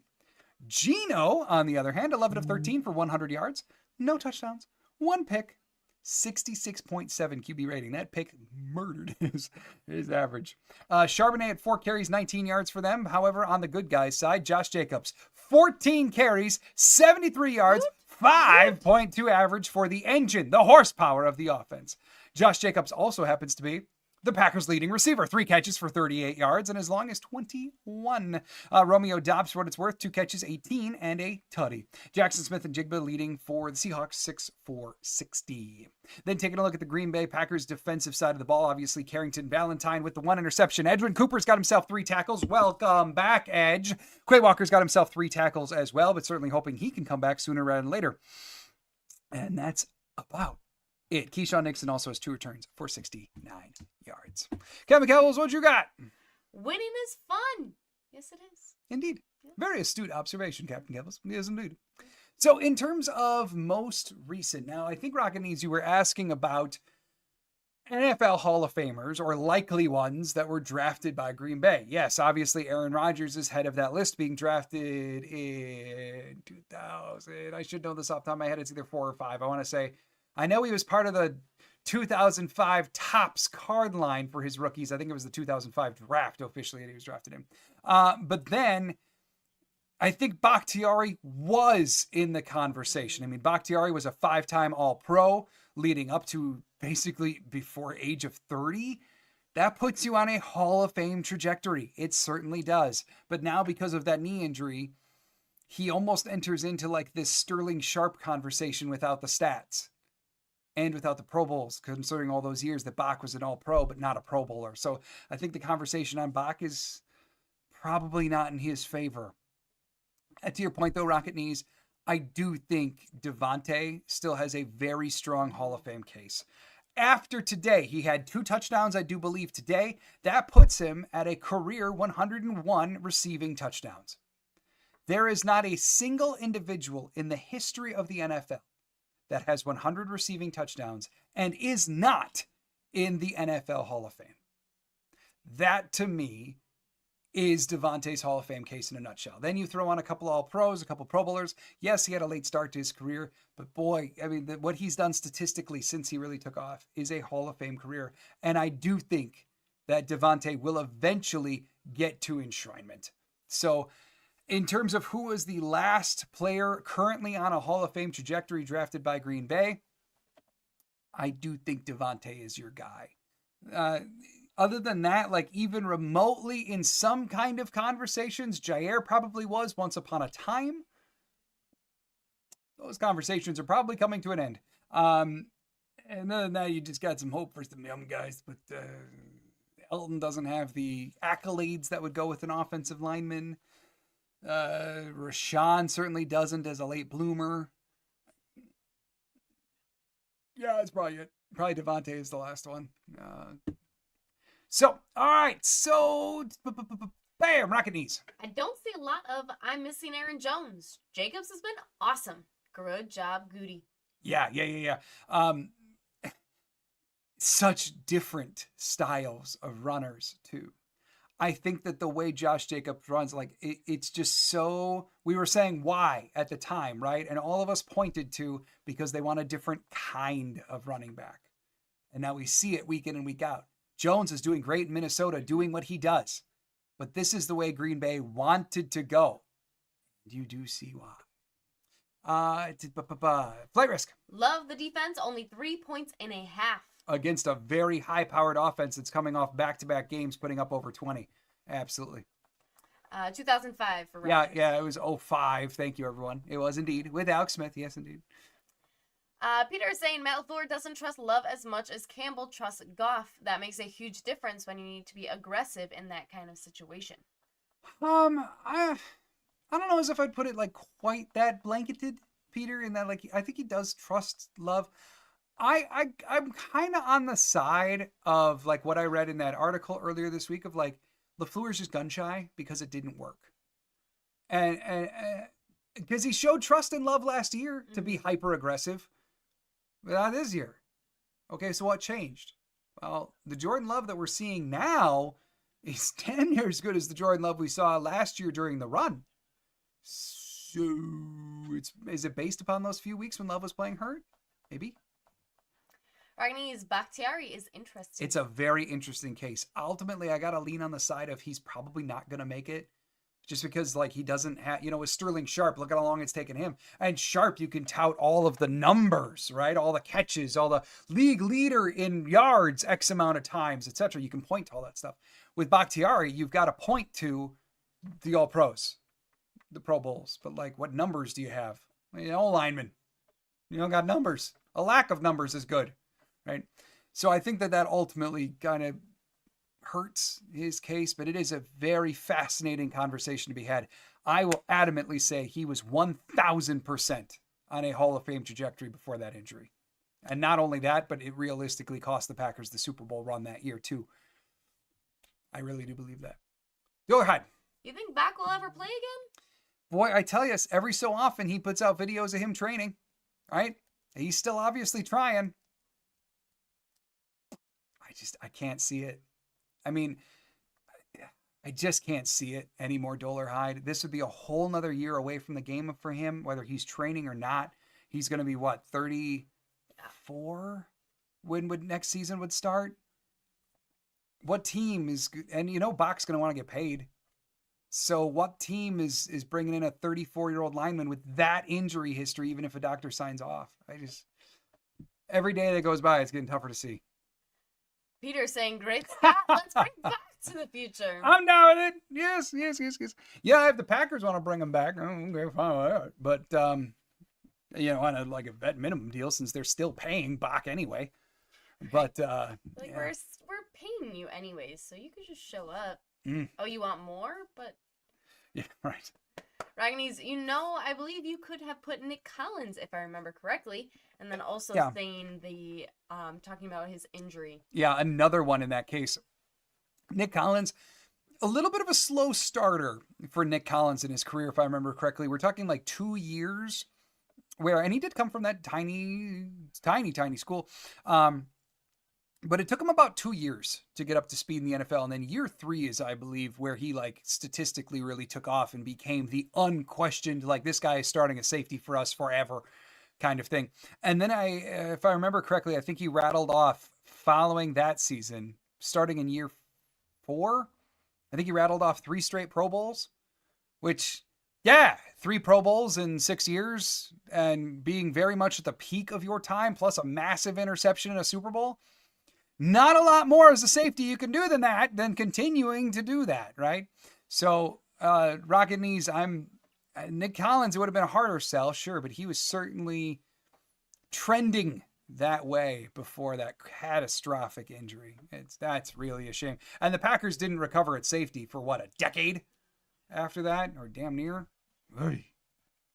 McKnight saying tackling looks more effective in this half. Yes, certainly more so than it has been against Detroit. Absolutely, 1,000%. Yeah, it's a return of kind of what we saw against Frisco. Reliable tackling. And Chris saying that one Seahawks player bounced off of Jacobs like Nicki Minaj dance moves. He jiggled right off. All right. All right. So let's get back to it. Green Bay up 20-3. Right. Let's get this game moving. All right. It was a quick first half and now a very long halftime. Yes. But keep in mind, programming note. No watch party next week for New Orleans. We do have a Christmas that we are Christmasing, so with family. So that's going to be us for next week. So no watch party next week. But then from there on out, barring catastrophic loss of voice or something, then we are watch partying until the end, everybody. Partying all together. We'll get you a whiteboard. Yeah, that's fine. As long as one of us can talk. Just do I'm going to have to write in reverse for the camera. That's not happening. So, no watch party next week, but then, of course, watch parties here on out until the end of the season. And don't be shocked to week 17 going against the Vikings. I won't be shocked if that game gets flexed. Steve! I'm not worried about winning the division or first round bye because we won Super Bowl as the 6th-seeded team in 2010. Back in the day when there only were 6 seeds. Yeah. There was something special about that team. I mean, it was a grand total of 15 guys on IR. And then to make that run, and that year was special. It really was. So, and I don't mind being the 6th seed this year. I will say it would behoove them to not be the 7 seed this year. You really don't want your first playoff game to be on the road against Detroit or Philly, depending on how it all shakes out. I don't necessarily fear either one of those teams. They are, I think Green Bay can hang with anyone. But come on, they're not the ideal first-round matchup that you want, right? So 6 seed would be pretty great for Green Bay, or 5. Janelle saying only 4 possessions in the first half for the Packers. And yet they turned it into 20 points. Yeah. Outstanding performance. We took the ball and kept it. Yeah, and again, it relates so much back to the efficiency that they have in the pass game now. 12 of 13 for 142 for Jordan Love. No, not every throw is a 35-yard highlight. Those are sprinkled in there too, though. But really tremendous work out of the pass game offense right now. Lyra's saying defense, don't give no points. Second half, let's go Green Bay. Look at that. Words didn't come fast enough, but that graphic was very indicative of how Jordan Love was doing in the first half. Sorry, if you watched the telecast, that graphic was good. I was going to read it and then it went away. I'm sorry. Anthony. You need to do is get in and let the battles begin. Yes, indeedy. Afterwards, that's right. We let the battles Once you begin. make the playoffs, it's a whole new world. Steve, we were the first 7-seeded team to win last year. Yeah, that's true. That is actually true, Steve. That's right. Yes. All right, McManus with the kickoff. Going up into the air and getting to about the 1. So Seattle is going to return this, and they do bring it he caught it. Boy. He caught the Packers' bodies going the other way. That's a good return for Seattle up to about the 38-yard line. Commando. Long ball Watson with that receiver stat. It's another one I missed. Yeah, I saw it, but not enough to actually read it. All right, that's me with the other one. Look at us. We're doing great. All right, 20-3. Seattle starting off the ball. Don't show me a coach. Show me the game. There it is. Geno Smith in shotgun, taking over the ball officially at the 38 is where they marked that. And he drops back and he hands it off to Zach Charbonnet, who runs up the middle. Keep in mind, last week, Charbonnet, between receiving and rushing, just under 200 total scrimmage yards last week against the Arizona Cardinals. Thus far, he is sitting at like 24 yards rushing and no receptions. They are bottling up another running back. All right, Geno Smith now in shotgun for 2nd and 7. Packers with 5 on the line. Oh, check that. 4 as Evan Williams drops back into coverage. Geno dropping back now. He looks right, throws right. That's complete to Jackson Smith and Jigba, the Seahawks leading receiver in this game. That's a gain of about 10 and a first down for the Seahawks now around midfield. Oh, looks as though we're getting an injury update on Quay Walker, who is not happy on the sideline, towel over his head. Come on. Quay is playing by far the best football of his career, and he's out. Quay Walker officially out with an ankle injury. Playing the best football of his career, and now he gets hurt. All right, another hand off. And Charbonnet cutting back to the right, but tackled by Isaiah McDuffie with a little bit of help from Eric Stokes. Ultimately about a 1-yard gain for Charbonnet. Cam Kimmel is asking, what happened to Walker? I don't remember what exact play it was, but he was involved in a tackle.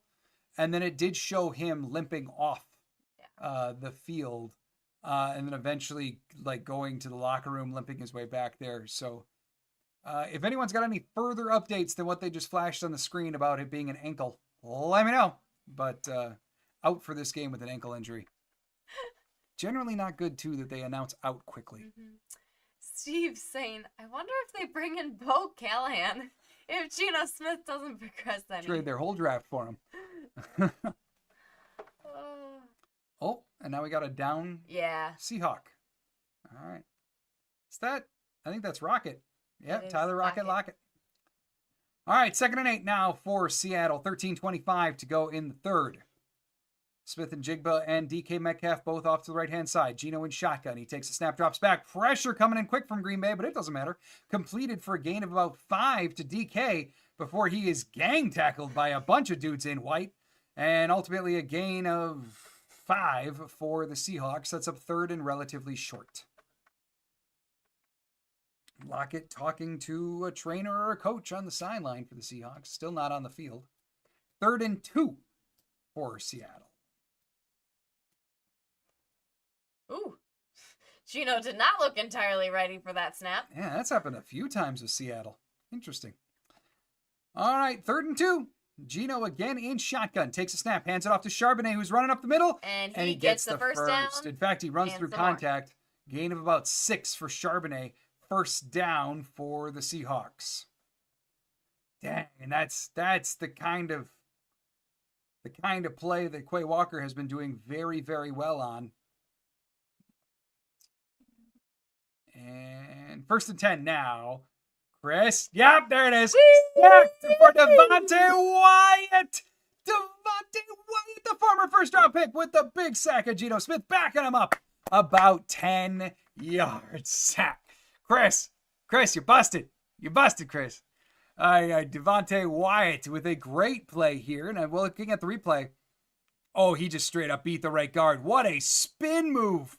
And then the big man diving to get Geno. That is a big human being diving at you. All white. It's just like a big marshmallow just spinning around. Next play, Devontae Wyatt slips, but it's thrown into the dirt to Jackson Smith and Jigba. And so incomplete, and we got a flag. And Geno looks concerned and confused. What are they going to get him on? Are they going to say that was grounding? Oh, an eligible man downfield on Seattle. So someone treated that like a run. Third down. Penalty declined by Green Bay just to make it third down. Interesting. Yeah, I mean, what a spin, right, Pioneer? Lightning quick spin for Wyatt, and then to lay out like that. Whew. We still don't get to see what Hafley is drinking again this week. Yeah, a trend that's been broken. Doler Hyde in this camp, I would say yes. I think that's how I'm leaning as of right now. All right, pressure Rashawn Gary with on. pressure, but Geno Almost. evades. He steps up in the pocket, throws left. He's got a receiver. There is a flag on the play. And that would be a Seattle first down, but we got a flag. Stokes is saying it's on them. Geno's saying it's a face mask, but it's not. It's holding on Seattle. That's Lumea, the right guard, filling in for their preferred starter, who's on IR. And Lumea has had a rough go filling in at right guard for their preferred starter. Yep. He absolutely held Kenny Clark there. And that is what allowed Geno Smith to get away. So, strong call there by the refs. 3rd and 29. 3rd and 29. Holding call. Yeah. All right, Geno in shotgun for 3rd and 29. They're backed up all the way to the 45. Snap now for Geno. He's looking around, and he throws to the right-hand side. That's complete to Chardonnay.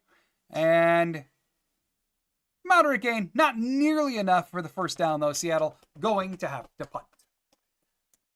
So Doler Hyde right now, I'm leaning yes for Devontae Wyatt on the option, although obviously a strong preference, if Wyatt would be game for it, would be something, especially because he's going to be, I talked about this a while back in a video. What are his ages? By the time the 5th year would kick in, he's going to be something like 28 years old because he was such an old rookie coming into the league. So I think Green Bay may technically punt is up in the air for Seattle, and fair caught by Jaden Reed at about the 6-yard line. Wyatt is 27, so okay, then he would be 29 for the 5th year season, or he would turn 29 over the course of that 5th year. So, I mean, like, ultimately, I think there might be a preference from Green Bay to say, like, all right, we're technically going to decline your 5th year option. Here's a 2-year extension instead to get you to age 30. I think that is a real possibility for Wyatt. For Walker, a month ago, was firmly in the camp of absolutely not. No way in hell. If they believe, though, now I'm not saying what I would do, but if they believe that what we've seen over the last month from Quay is the future of Quay, which is a hell of a gamble to make, then there's a real possibility. I do want to stress, Quay Walker has played incredibly well over the last 3 weeks. So if they believe that that's just it now, if this is Quay Walker, then maybe. Then it's become a possibility. Whereas a month ago, there's no way in hell. Yeah. All right, what else we got here? Chris Hand saying, oh, that one. I saw Cox trying to Reggie one-arm push.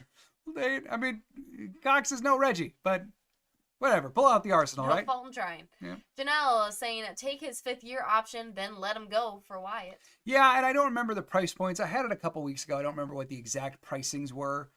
I mean, a 5th year option for Wyatt, I remember, was reasonable for a starting defensive tackle.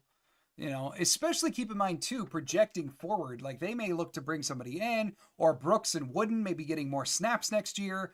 But like TJ Slayton is a free agent this year.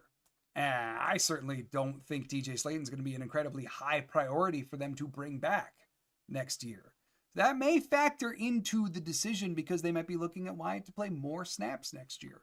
So just point that out as it could be a part of the calculus. Pioneer. They'd probably rather sign Walker to an extension than fifth-year option if they felt great about him. Yeah, I would agree with that. I mean, but at the same time, the fifth-year option can kind of serve as a safeguard if you're skeptical about, whether this is the real Quay or something like that. And then if it does continue, then give him that extension next year in the middle of year 4. So just I'm looking at the different options.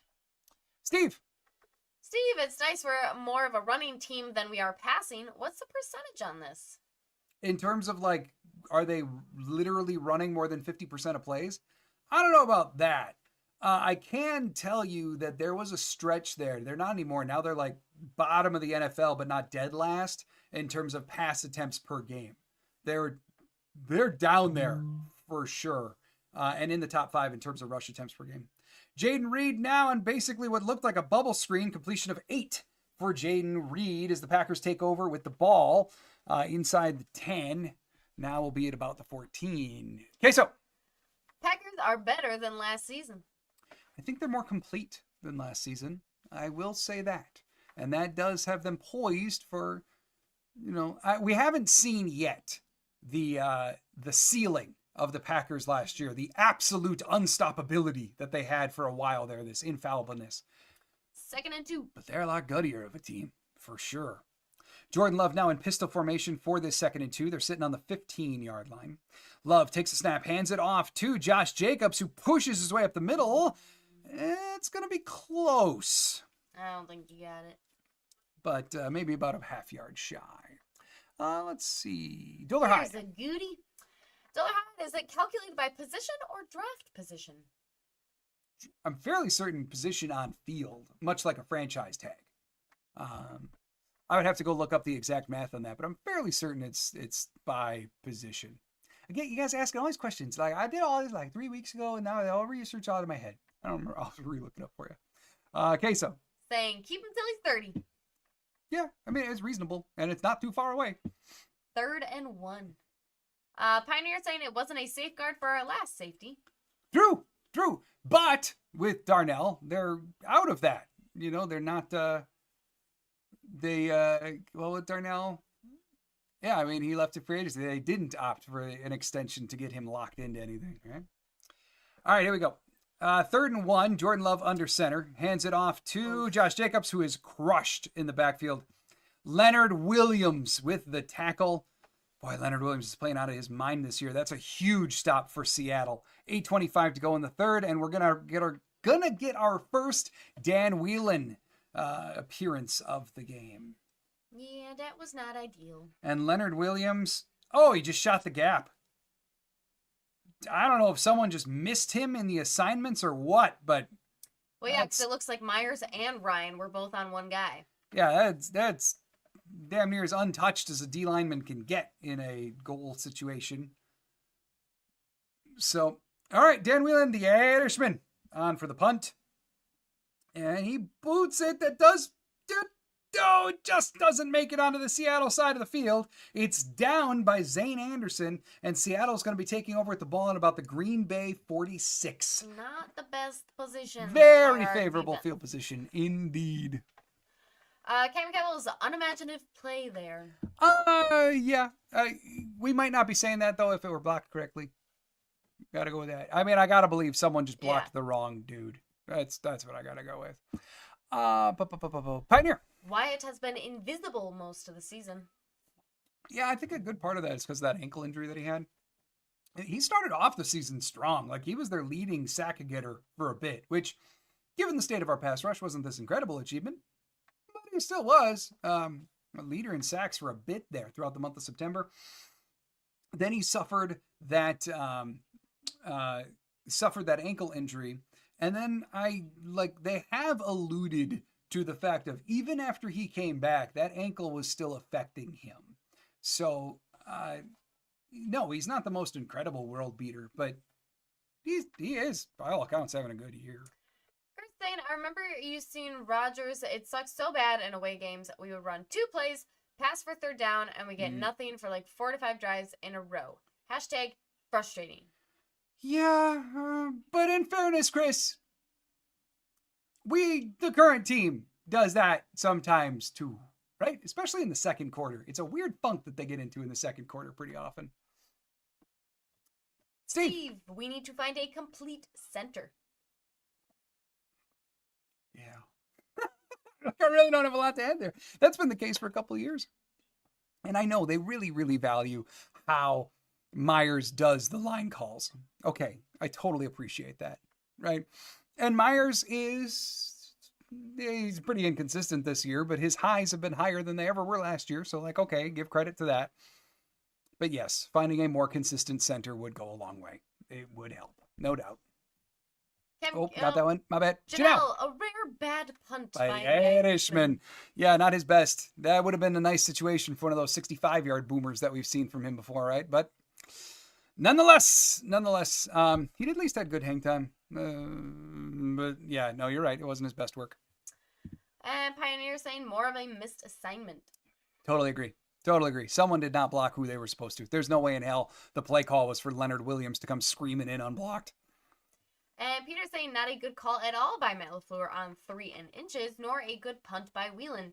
Missed opportunities again. Yeah, I don't know. Again, I don't have a huge issue with the play call. I mean, it's 3rd and inches. You run it up with Josh Jacobs. You can do worse. They've done it successfully in this game. I'm going to chalk that one up to a missed block. All right, Gino dropping back now for 1st and 10. Throws it over the middle, and he's got a dude open. That's complete to Rocket Lockett. Evan Williams officially with the tackle. But Seattle with a nice gain there, and I do believe that's already going to put them in field goal range. 7:30 to go in the 3rd for Seattle, as I don't know why they're showing that, but someone is chatting with Josh Jacobs on the sideline. I think it was Elton Jenkins. And, all right, so DK was covered well. I thought they were going to show the completion. All right, next play, 1st and 10. Gino dropping back in shotgun, and Gino throws it into the dirt pressure there. with a world of pressure. Incomplete. What looked like it could have been a sack if it wasn't. Oh, and Gino's yelling at the refs. He obviously wants a penalty because he is limping, and now he is down. Geno Smith is down. I don't really know what he would get a penalty on. Dude slipped. No, I mean, I think he was. Like, well, I think he's clamoring for like an unnecessary roughness, like what would that technically be called? You're not allowed to go too low or too high on a QB. Right. Yeah. Right. So I think like Gino was probably yelling at the ref, going like, "Hey, that's an intentionally low hit," you know. But that's Edgerrin Cooper diving at the feet there. Like, it almost looked like he slipped. I don't know. Well, and I think what doesn't help Cooper's case is that as he got to the feet, he almost tried to wrap the feet too, as opposed to just sliding. That probably doesn't help Cooper's case, but nonetheless, no flag called. Sam Howell. That's right. Seattle's backup is Sam Howell. Oh, boy. 21 touchdowns and 21 interceptions. I mean, we were talking about Favre earlier. You want yourselves a gunslinger? Here's Sam Howell. All right, Howell dropping back, throwing quickly to the right to Jackson Smith and Jigba. Very nice. Wow. Keyshawn Nixon read that like a book and brought him down immediately. That's going to be a couple-yard loss there to JSN. And Gino, just showing Gino on the sidelines. Okay. 3rd and 12 now for Seattle. Doing the grimacing. And Howell looks unamused. I mean, yeah, they're almost in the red zone. He should. 3rd and 12 for Sam Howell and company.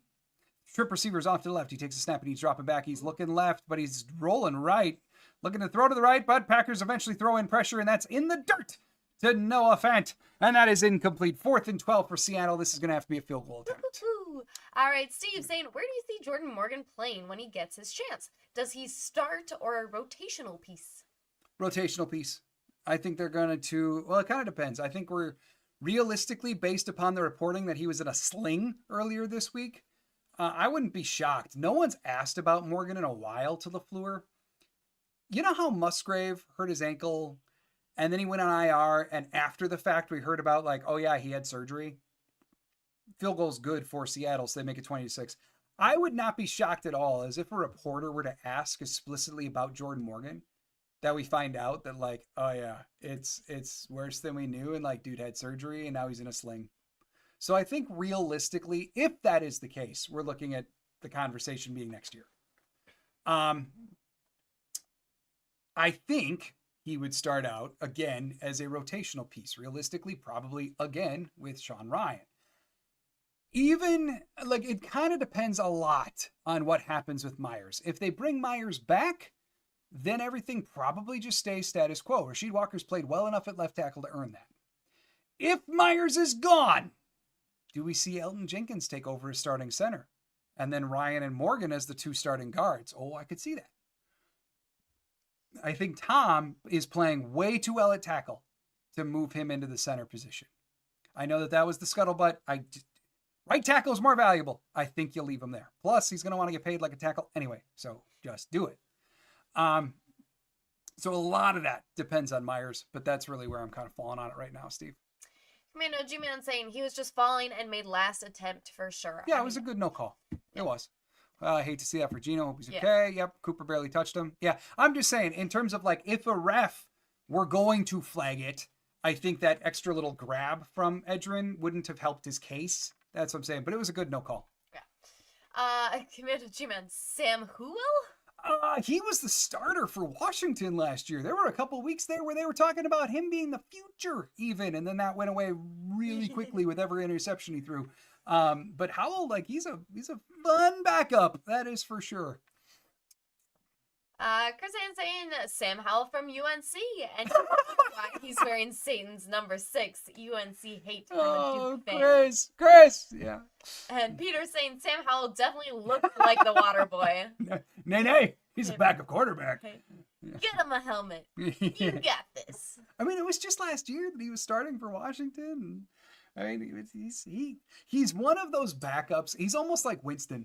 Yeah. In that, like, if he gets a regular shot to play a bunch of games, he's going to put up a couple 400-yard games. He's going to put up a couple 5-pick games. You never know what you're going to get. Like that's Howell in a nutshell. So, G-Man saying, oh, that's right. Felt like ages ago with Daniels doing so well. Right. Yeah, I mean, talk about a change in franchise over there in Washington. No doubt about that. All right, 20-6 now for Green Bay. Seattle getting ready to kick off. We got 6:20 to go in the third. And that is into the end zone and down. So Green Bay going to take over with the ball at the 30. Is it just me, or compared to the first two quarters, is this taking forever? Yeah, the third quarter's taking a minute. All right, what do we got, Peter? Peter saying, my guess is if Myers is gone, Goot will probably draft Jared Wilson from Georgia. Could be. Georgia. Could be. You know, I haven't looked at the draft at all yet. So, and I don't watch college football until I need to. So, maybe. Dollar Hyde. Crystal Ball. What's our O-line next season? Yeah, let me get to that 1 second. Jordan Love under center now for 1st and 10. Green Bay with the ball at the 30.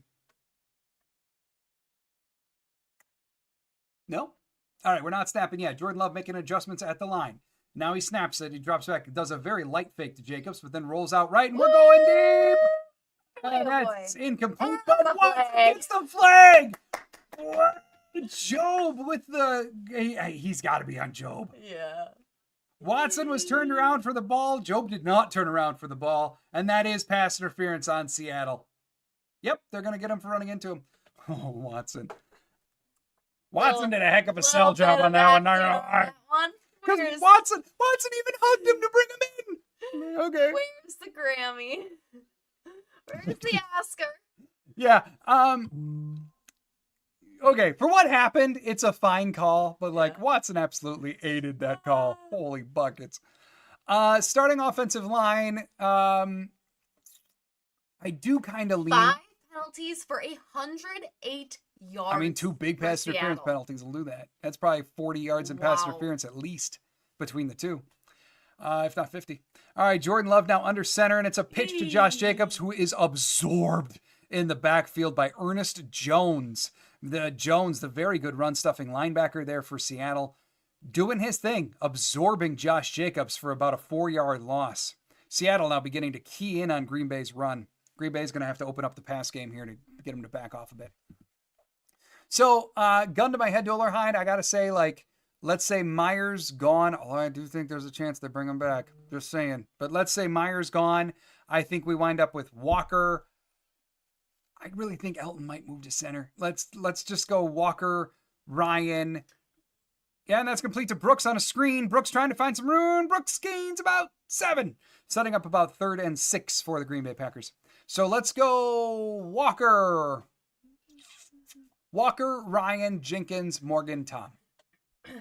That's my prediction without knowing anything about how this offseason is going to go yet. All right, so 3rd and 4. 4 is the Packers. 5:05 to go in the third. Packers are threatening field goal range. That is for certain. Let's do this. 3rd and 4. Love in shotgun again. Romeo Dobbs in motion. He's got 2 receivers on each side. And it's a snap to Love. Love looking left, but now he rolls out to his right. He's got to find somebody. He slings it, and that's Christian Watson on the ground. That's complete. Woo! That's a first down to Christian Watson. That is a wonderful contested catch right there. Yeah, it is. I mean, Watson was on the ground, and Love just zips it into him. Love rolls out right, and sure enough, he just found Watson on basically a comebacker. Beautiful catch on the ground by Watson. Keeping it nice and tight there. Watson's having no question that is a catch. Yeah, beautiful. Watson having himself a game. Yes. And the ceiling for Watson just continues to be so high. 15 of 16 for Jordan Love. 1st and 10 now. Love under center. It's an end around for Jaden Reed. Oh, no, Reed. Reed breaks one tackle. He does turn that into a 5-yard gain. Man, it looked like Reed had a lane and he chose not to take it. And instead, it's a 5-yard gain off to the sideline for Jaden Reed. Oh, man, it looked like he had a lane. Yeah, I thought so at least. But instead goes out of bounds. Beautiful job by Tucker Kraft blocking there. Yeah, I thought he had a cutback lane there.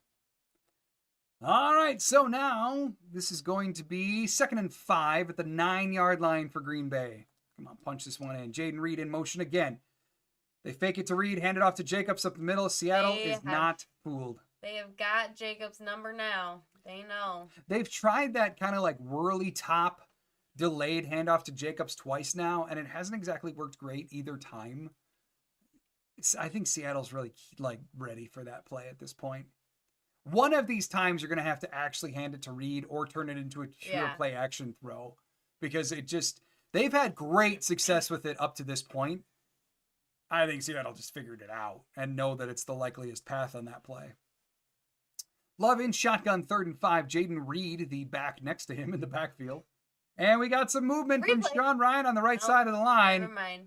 And I do believe the Packers are going to get backed up 5 yards here, because it looked like Ryan moved first. We got to see, though, for sure. Yeah. Oh. False start on Sean Ryan. Back him up. Back him up. That's not good. Oh, yeah. Ryan just straight up moved. And he knew it.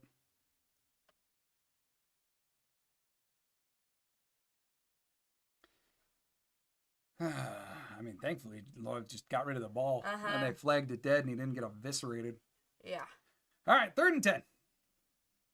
Woo! So they are backed up to the 14.5. They got to get up to the 4. Love taking the snap in shotgun. We got pressure from the right. It's complete to Christian Watson, who takes a shot, but that's going to be about 1.5 yards shy of the first down. So 4th and short now for Green Bay. Come on. Do we go for a kill shot or do we just take the points? What you going to do, Matthew? What you going to do, Matthew? Go for it. And it's going to take the points. I mean, I'm fine with it either way. I know. It'd just be more fun if we went. It would be nice to go for a kill shot. That would be all gas, no break, wouldn't it? Yeah. But No, field goal. Take the points. McManus on for his third try. Commando, they had really good luck on it coming into this game. It's just in this game, no, it's not working at all. All right. McManus kick up, kick, good little chip shot. Beautiful. And that makes it 23-6, giving the Packers an even 17-point lead, officially making this a 3-score game for the Green Bay Packers. 23-6. Be more exciting 3-score game if we went for it. Yes. Steve. Who has the most touchdowns in a season? Is it Aaron Jones? I don't know. Let me look. I honestly don't know that record off the top of my head, Steve. No, not that one. Single season scoring leaders. Let me take a look. No, sir. That would be Amon Green. In the year 2003, back in the day, Amon Green, 15 rush touchdowns and 5 receiving. That is the team record, 20 touchdowns. Aaron Jones in that season that you were thinking of, that would be 2019, when Aaron Jones got himself 19 touchdowns, tying Jim Taylor for second. Jim Taylor had 19 rushing touchdowns in 1962. And Jones in 2019 had 16 rush, 3 receiving to finish second. But that all-time record does go to Amon Green, 20 touchdowns in a year. Come to think of it, that would be a sweet inscription on something signed by Amon. I'm going to keep that in mind. All right. Okay. Yeah, this third quarter is taking a while. Right? Compared to the first half, which flew. Like we are a lot more spaced out. At nearing on the 2-minute warning. Of the quarter? Right, yeah. But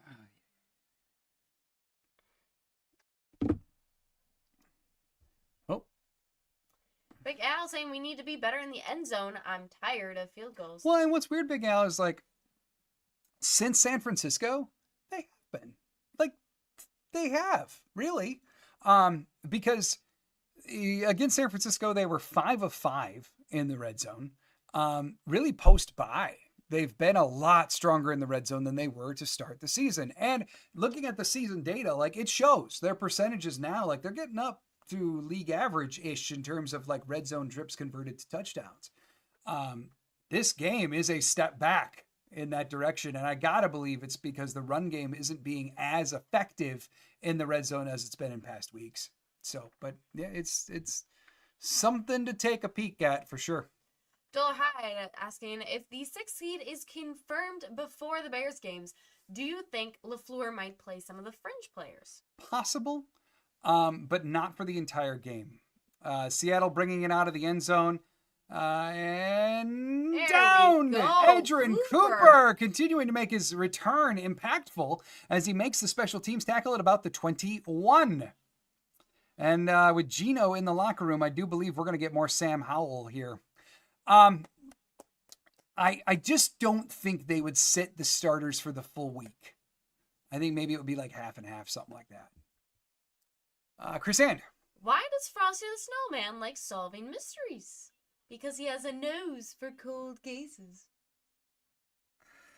It's a really good joke. Way to keep it relevant, Chris. It's actually good, though. I'm going to tell my kid that. All right, in shotgun is Sam Howell. And Kingsley Enagbare wraps him up and brings him down. Sacked for Kingsley Enagbare. 2nd and a mile upcoming for the Seattle Seahawks now. Minute 15 to go in the 3rd. That is nice to see. Just sheds his blocker. My goodness, he did. All right, minute 5 to go. Now Howell dropping back. Howell stepping up into the pocket. And Kingsley again. Woo-hoo. Howell scrambles for about a 2.5-yard gain, but Kingsley brings him down. So it's still going to be 3rd and a mile for Seattle. As Gino is limp jogging his way back onto the sideline. Is he going to go in? Like, man can't even jog. He's doing a modified skip. All right, now. Yep, Howell making adjustments at the line for this 3rd and 13. And makes the catch, drops back. And Oh, he almost slips a loses little the bit in the ball. pocket. Now Kingsley Enigbari giving chase again. He gets him again. Kingsley Enigbari. One, Kingsley. two. My Didn't do the three. goodness. The Packers QBs own the Bears. Kingsley Enigbari owns Sam Howell. Apparently. What a 3-down sequence for Kingsley Enigbari, who has more than earned a Gatorade on the sideline. More than earned a Gatorade. Wow. And End that of is the the third. end of the third. Woo! What a way to end that. Packers up 17. Seattle going to be coming on to punt to start off the fourth. Sweet goodness. Steve St. Jacobs has now 14, I believe, this season. Yeah, he's really close to up there. Let's see, the site I'm looking at hasn't updated for him yet, but I know he's up there for sure. Let's see, Big Al. Christian Watson is having himself a good stretch of a game. It reminds me of the rookie Watson in 2022. Well, I mean, what is it? Like, excluding today, I think it's 2 of the last 3. He's up over 110 receiving yards. This is the Christian Watson we were dreaming of, right? Pre-injury Watson. Yeah. G-Man, I'm just glad we never gave them opportunity to show that dumb sound decibel thing. Yes, indeed. Yes, indeed. Stomping on him from the beginning is a good way to do that. Oh, there we go. Big Al.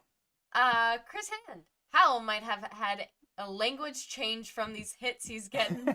It's like the studies that show in like open brain surgery, you start speaking in languages that you don't know. Yeah. Howell's going to be speaking some kind of language on the sideline. Big Al, defensive line having a good game at pass rush wise. What world are we living in? Well, and it's good to see where it's coming from. Like, it's really going against the players that we knew were vulnerable on the Seahawks line. Charles Cross is a very good left tackle. However, he has shown a propensity to give up sacks this year. He's given up 5. On the other side, Abraham Lucas. He's had a kind of injury-plagued year, but, I mean, collectively, between Lucas, Cross, and all of the backups that they've had to trot out at tackle, it's like 15 total sacks that these two have given up. And Lumea, who got spinned into oblivion by Devontae Wyatt earlier, he's having a pretty wretched rookie year as he's filling in for an injured starter. And those are kind of the 3 linemen that we've seen the Packers really attack from a pass rush standpoint. And not every time has it been blitzing. Sometimes it's been Kingsley beating them, Rashawn Gary beating them, etc. That is very encouraging to see. You're exploiting weakness, and you're not even having to use these incredible means of blitzing in order to do it. So that is very encouraging. You just would love to see it against like one of the league's best pass rushing O-lines, right? Or pass blocking. And that's still on the checklist before we get to the playoffs. Peter saying, Sam Howell. Wow. I like that. The punt is up now for Dixon. Ooh, and he sends it. That goes all the way to the 33 where Jaden Reed makes the catch, breaks the tackle, and gets up to about the 43, about a 10-yard return for Jaden Reed. Dilla Hyde, will Watson be offered an extension, or does it depend on the contract he wants? Like any player, it has to do with the contract he wants, right? Because like if Watson walks in and says like, want it all. My potential isn't amongst the league's best receivers. I want to be paid like the league's best receivers. Then Goot and Russ Ball are going to go, no, because your production isn't with the league's best receivers. But I do think of future forecasting the Packers wide receiver room, I would say Watson is one of the top 2 priorities to get into a contract extension. The other one is Jaden Reed. I think if you're looking over the wide receiver room and identifying like who are the top ones that they will try the hardest to retain, in my opinion, it's Watson and Reed. And Bo Melton for the agenda. Oh, absolutely. Unquestionably. All right. 1st and 10. Love under center. Packers at the 43-yard line. And he takes the snap, hands it off to Josh Jacobs, and Jacobs gains 3 on the ground. 2nd down now for the Packers. Should be about 2nd and 7. Let's see, Captain Kebbles. Watson has become so good. He really has this year. And it's not, I think I talked about this in the Stock Risers video a way back. It's not just like receiving numbers, because obviously those are kind of down from where you'd want him to be. He's just started coming on as of late. It's all facets of the game. His run blocking is better than it's been any other year. this year. It's that kind of stuff that Watson is really improving in, becoming a much more complete receiver. Dropping back, lots of pressure, chucks it off to Jacobs, Yeah. who gains, I don't know, maybe 4? Jacobs with the screen sets up third and pretty short for the Packers. Come on, convert this. Keep the ball in your offense's hands. End this thing. Yeah. Yeah, that was a screen to Jacobs. And that pressure came in hot and heavy from Seattle. But nonetheless, good couple yard gain there for Green Bay. 3rd and 3. 3rd and 3, Love in shotgun. Josh Jacobs with him in the backfield. Jaden Reed in motion from left to right. Love takes a snap. He's dropping back. Steps up into the pocket. Dumps it off. But there is contact against Christian Watson, and that falls incomplete. So it's going to be 4th and 3 for Green Bay. 13:27 to go in the game. They're right around midfield. Go for it. There's certainly a conversation to be had here. Go for it. Oh, Watson. Is that just a straight up drop, or did it get tipped? I don't know. It's kind of hard to see, but it sure didn't look good from Watson's end. Yeah, that's true. And they're going. 4th and 3. Come on, please actually go for it. Please be more than just the draw where you try to get him. Run a play. They're moving. At midfield. Come on. Come on. God dang it. Just run a play. The most predictable thing ever. Ever. It's Like, so stupid predictable. And that's the thing. It's like, if you're going to keep faking it, it's just like where they have, like, Reed doing a bunch of dancing behind Love with Jacobs. They're not going to jump if you don't, or, like, they're not going to bite if you don't actually do it. So here's the thing that I'm hoping, okay? And it's probably just too whatever. But the thing that I'm really hoping as that punt from the Irishman bounces within the 10 and then gets to the 4. So there we go. Nice downed. Much better punt from Dan Whelan that time around. The thing that I'm really hoping is it could be one of those things where, like, think about that whirling run play, right? If you do it 99 times out of 100 and defenses stop it damn near every time because they just know it's coming. And then all of a sudden for time 100, when it really matters, you go out there, you set it up, and you do something different. Do you hope to catch the defense flat-footed? My hope with this whole go out there, sit there, try to catch them for an offsides, whatever, people run around, is you do it 99 times out of 100 in the regular season. And then when you get to the postseason, you actually do it. And you catch some defense flat-footed in a moment that you really, really need it. I hope that this is all one big elaborate setup. It's probably not, but that's the way that I'm hoping. All right. Janelle saying Watson wasn't ready for that hot pass. Very much agreed. I couldn't tell if it was like deflected at the line or if it was a straight up drop off of Watson's palm. But either way, he was not ready for the ball to come in that hot. No doubt. And Commando G-Man, we all knew it. Knew it. 4th down, sit there. The defense knew it. Kevin Kelbles, we get upset, but it worked like a week ago, so I can't be too upset. Just boring. I still don't like it. Right? Like, still don't like it. Ha! The LaFleur who cried wolf. Right? Well, see, but that could work, right? It's just kind of in reverse. Because the little boy, like, one time actually saw a wolf. Right?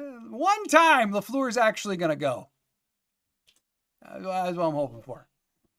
Big Al Valentine is having himself a good game. Yep. He's proving why he's better than Stokes. He is definitely better than Stokes at this point. And I think, LaFleur said this week that upon a Jair return, he didn't use these exact words, but like he would anticipate that the rotation was going to continue between Valentine and Stokes. To which most people who heard that went, why? Why not just play Valentine? Valentine's better. I was in the chorus of why.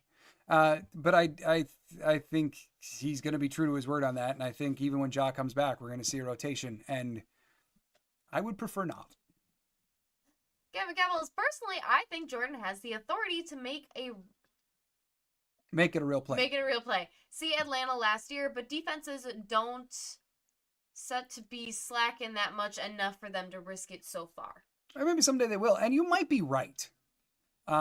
You very well might be right that LaFleur has given Love the commandment of like, if it's there, take it. Safety. If it's not Come there, on, though, don't safety. be dumb. Oh. Maybe. Ooh. Incomplete. There's still a chance. Incomplete to Charbonnet as Howell throws it away. Come on, safety. That's going to make it Come 2nd and 10 as they're on, buried safety. deep.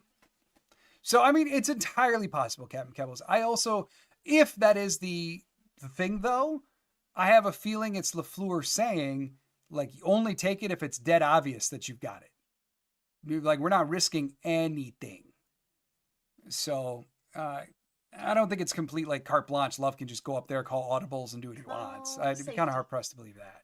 Come on, safety. 2nd and 10. All right. At the 4. 5 seconds on the play clock. Howell takes the snap. Safety. Howell's looking right. And it's deflected away! Adrian Cooper nearly picked, but he does get the deflection. Adrian Cooper is just a man after Howell. Yeah, he is. Cooper Almost and intercepted. Kingsley. All right, so Come on. show the replay. Yep, Howell takes the snap, drops back, and yep, Cooper just read where it was going. He just read it like a book. He damn near had that pick. Make pick or safety? Yes, please. 3rd and 10 from the 4. Howell takes the snap range shotgun. He's dropping back. Come on. Come on. Oh! Deflected. Almost Incomplete. intercepted too. Incomplete. Down 17, 13 to go. I mean, you got to punt it here, right? There's no way you can go this close to your own end zone. And this is going to be a punt for Seattle. All right, well, that's that. That was a fun 3 and out. Look, the mascot is sitting there with the hand over the beak just going, Yeah, and that was even the not mascot's like, all right, ideal let's hurry for this the up. Seahawks. Right? Can we just, like, call it? Go Pack, go chance again in the stadium. Absolutely, we'll take that. Never. Big Al. That's why they play defense, right? That's the old saying. Right? If they could catch, they play offense. They play offense. And that is a boomer of a punt going all the way to the 43-yard line where Jaden Reed makes the fair catch. That mascot is just... He is not entertained. Kevin Kevels. To be clear, Atlanta was the funny Jordan climbing up Myers' back play. What? I don't remember Kevels, like I that. don't remember. I need to see a replay. Yeah. Gavin Kebbles, Cooper is stealing souls right now. Yeah. Cooper, this is a great return game for Cooper, no doubt about it. And he's having a big impact. Tough punt. Yeah, I mean, punt. He was right up on the... And on I the mean, he edge of got the it field. even across midfield. That was a heck of a punt by Dixon.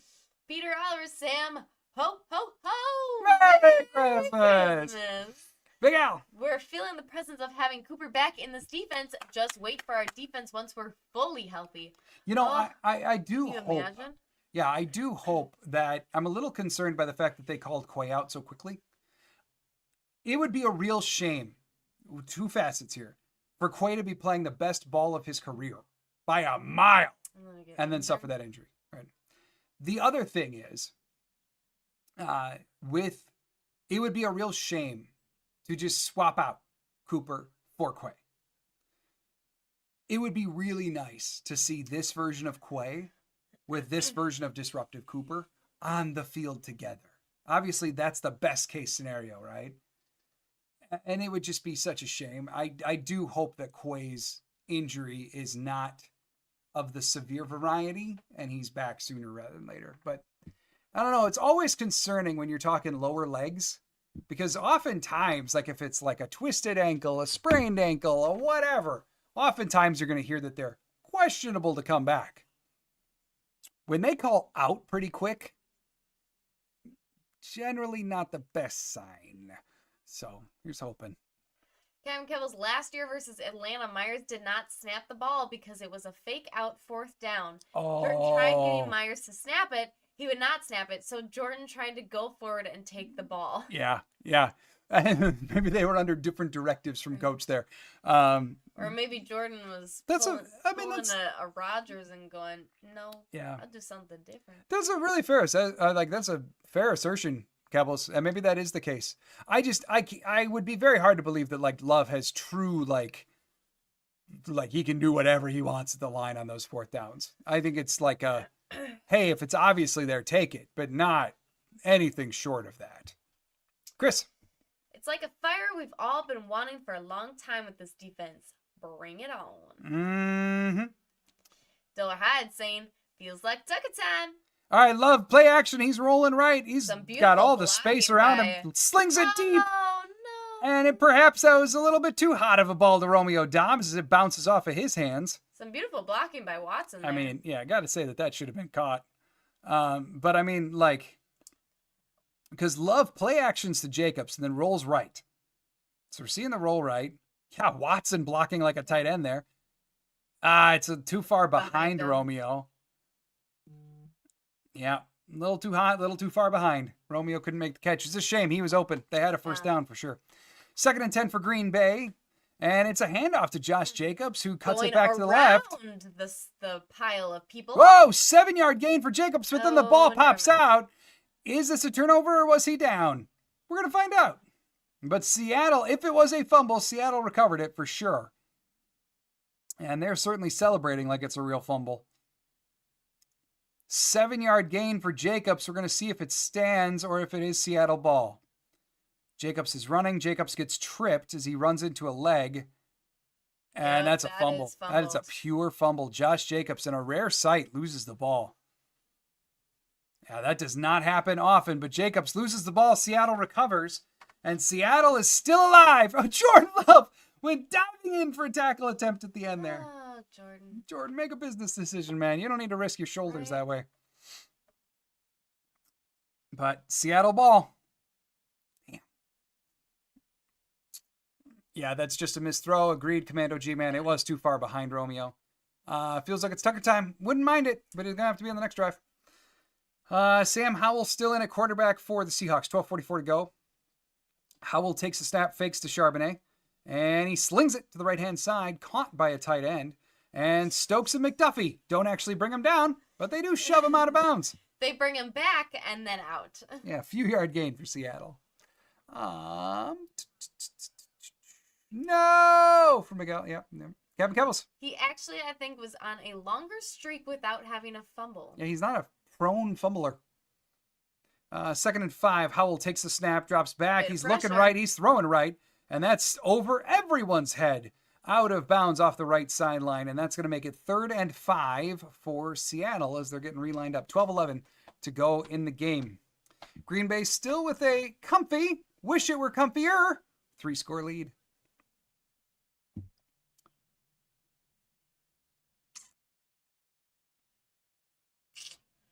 All right.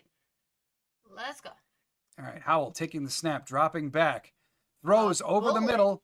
Caught by JSN, who breaks Eric Wilson's tackle, then fights for a few more yards. So Seattle with a good, positive chunk play there to get them a first down. Diller Hyde. It was an excellent punch. Indeed it was. I mean, it was... Jacobs, it wasn't even reckless with it. Yeah. Like, it's not like he was chicken winning off to the side or anything. It was there, but you're right. I mean, that was a very technically well-sound punch. Howell now taking the snap, dropping back and throwing again. Go. Nixon was not letting them get any more yards after the catch. Jackson Smith and Jigba with another catch. It seems like he's had, what, like 12 catches in this game already? It's up there. Definitely 2nd and 6. Anybody else? Oh, for sure. Howell takes the snap, hands it off to Charbonnet, who's trying to find a lane up the right side, and he's got one. That's a first down and more. Charbonnet, that's a touchdown. Touchdown, Seattle. They're saying this game ain't over yet with 11 minutes to go. Touchdown, Charbonnet. All right, offense. All right, offense. Now you need to actually do something. So confused. It's a good touchdown run. Like, Seattle coach looks confused after seeing that. Oh, yeah, that is really well blocked. Yeah. Really well blocked. McKinney was trying. Yeah, Seattle now in realm to certainly make this a 10-point game. They're trying the extra point here. And the kick from Myers is up and good. So Seattle trying to make this a game. Packers only with a 10-point lead now. 11 minutes to go. This game ain't over yet. The Packers offense desperately needs to actually do something to add on to their 23. Not cool. Not cool at all. Big Al. And this is a game now. We should have been aggressive with the play calling. Matt LaFleur has been playing conservative. Yeah. I mean, they're still trying some deep shots, but the urgency from the offense is dead and buried, right? I mean, at least in the first half, they were occasionally changing up their tempo. Can't say we've seen that in the third quarter. Part of the reason the third quarter probably felt like such a slog was no real urgency from the offense, that's for sure. Commando G-Man saying same position as Lions. We gonna see them do something dumb too? Maybe. Maybe. Chris Hand saying those buck sweep plays that Seattle runs are tough. Actually, one of my favorite plays to do on Madden. Hey, when it's blocked well, Yes, I mean, and that was blocked extremely well. It has shades of the Lombardi sweep, right? And one of the things that Lombardi, now he had like 15 different variations of the sweep, but that core sweep, and he talked before about how if it's blocked well, there is not a more perfect play in football. When it's blocked well, there really is no defense against it. And Seattle did a great job blocking on that one. He was. Yep. Now, I still think Green Bay's defense has played very, very well in this game. They were put in a bad spot there following the Jacobs fumble. The offense needs to do something at this juncture. Big Al. I feel like the sweeps is killing the Packers defense in the last couple of weeks. It is really, it's not just the sweeps. In like halfback tosses, they were vulnerable to for a bit. It's like even as the run defense has gotten really good, frankly, the kind of chink in the armor is still these outside runs that teams do fairly well on. Today, at the very least, they are doing better on screens. So I'll give that credit where it's due. But if you're looking on something defensively to shore up in the run defense yet, it's these outside carries in all different varieties.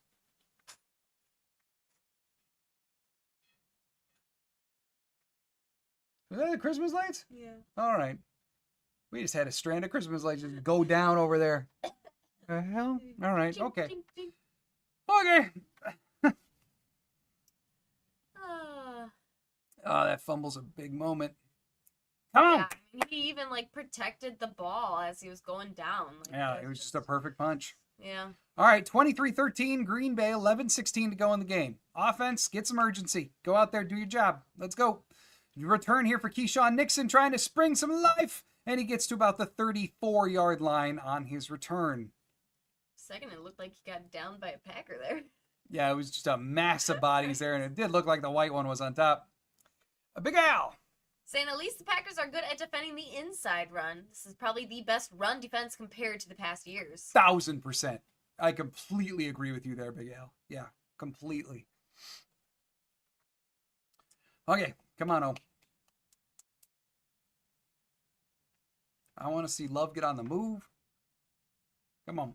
All right, Love in shotgun. He's got 3 people back there with him. It's generally showing a run. Josh Jacobs motioning, and it is a carry to Josh Jacobs, who cuts it back to the left and is brought down. Gain of about 4 on the ground, making it 2nd and 6-ish. Under 11 to go. Tick, tick, tick, tick, tick, tick, tick, tick, tick. But come on. Do something more than run, run, pass.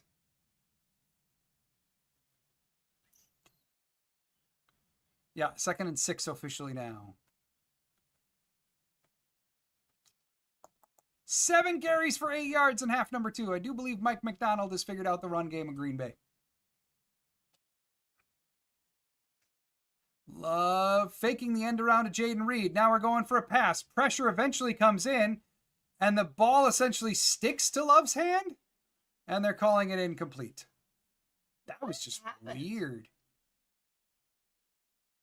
It looked like Love was trying to do a throw, and it just stuck. Like the pressure's coming in from Boye Mafe there. Yeah, he did. He did. I think he genuinely tried to get that throw off. And then it just never let go out of his hand. Just weird. Interesting. 3rd and 6. Let's try that again.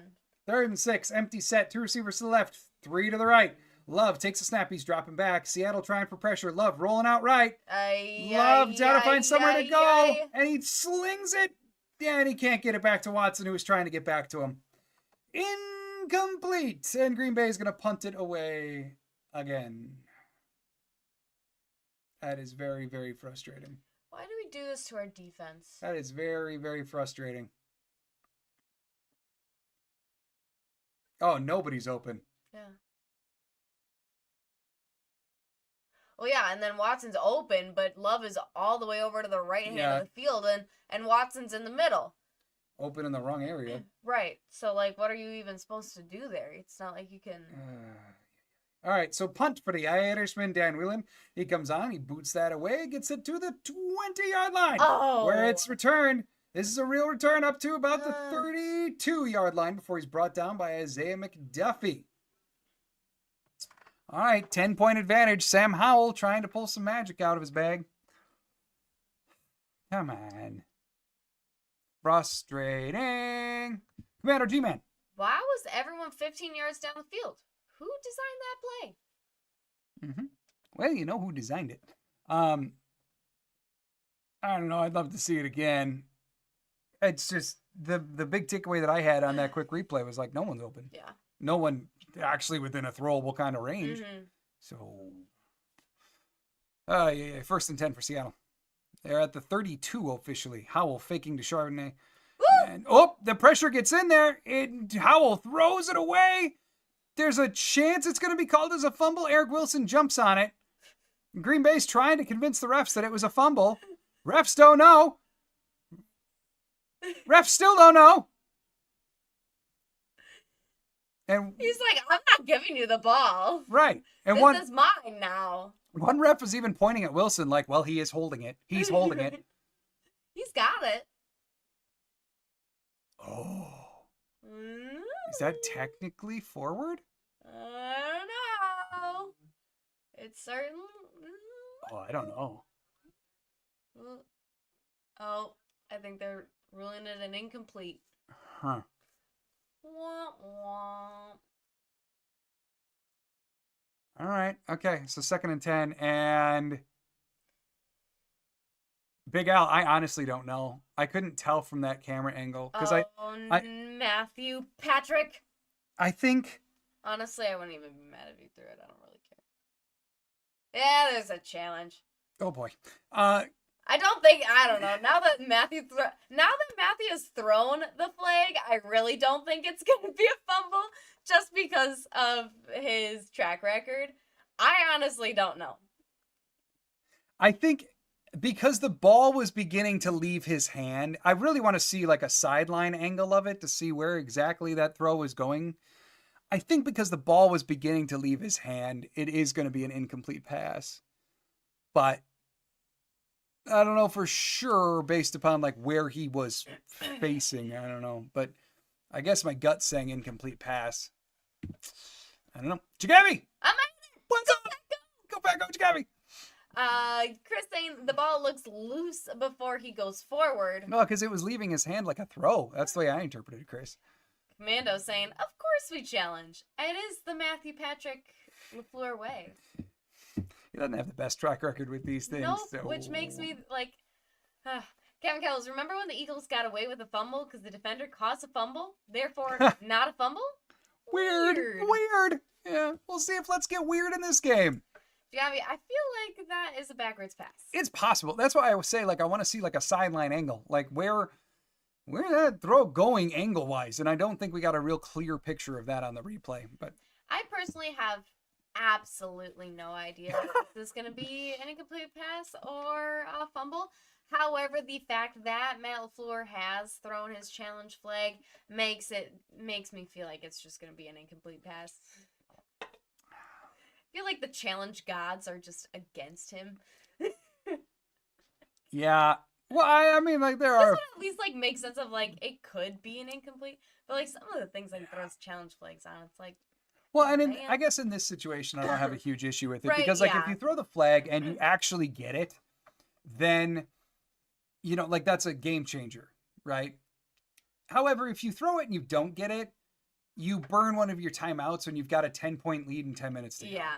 So, like, what you lose here isn't earth-shattering. Yeah, that's why so you might as well give it a shot, you know? Yeah, I can't say I really am that angry as I normally am when he throws, the challenge flag. But I know, I don't understand this. It's very weird to me. So it just shows This them playing Madden men. pass. All right. So Howell in shotgun. And it is an incomplete it's an incomplete pass. See, I told you. All right, Howell dropping back. Packers trying to get pressure with Eric Wilson. Howell gets rid of it. Then it's broken up. Fan had a chance to catch it, but that is eventually broken up by Aaron Mosby, who was getting dropping his name back. out there. He was dropping back into coverage. Let's see, Joshua, what you got? This offense just doesn't look right. In the second half, no. I think what it's showing is how reliant on the run they are right now. Because in the first half they were humming. It was just going along until some red zone difficulties. The right flow when they're forced. But Howell dropping back, Howell completing to Fant, and that is complete on 3rd and 10. However, well short of the first down. So it's going to be like 4th and 6, but we got a flag. Did Nixon just drop his foot?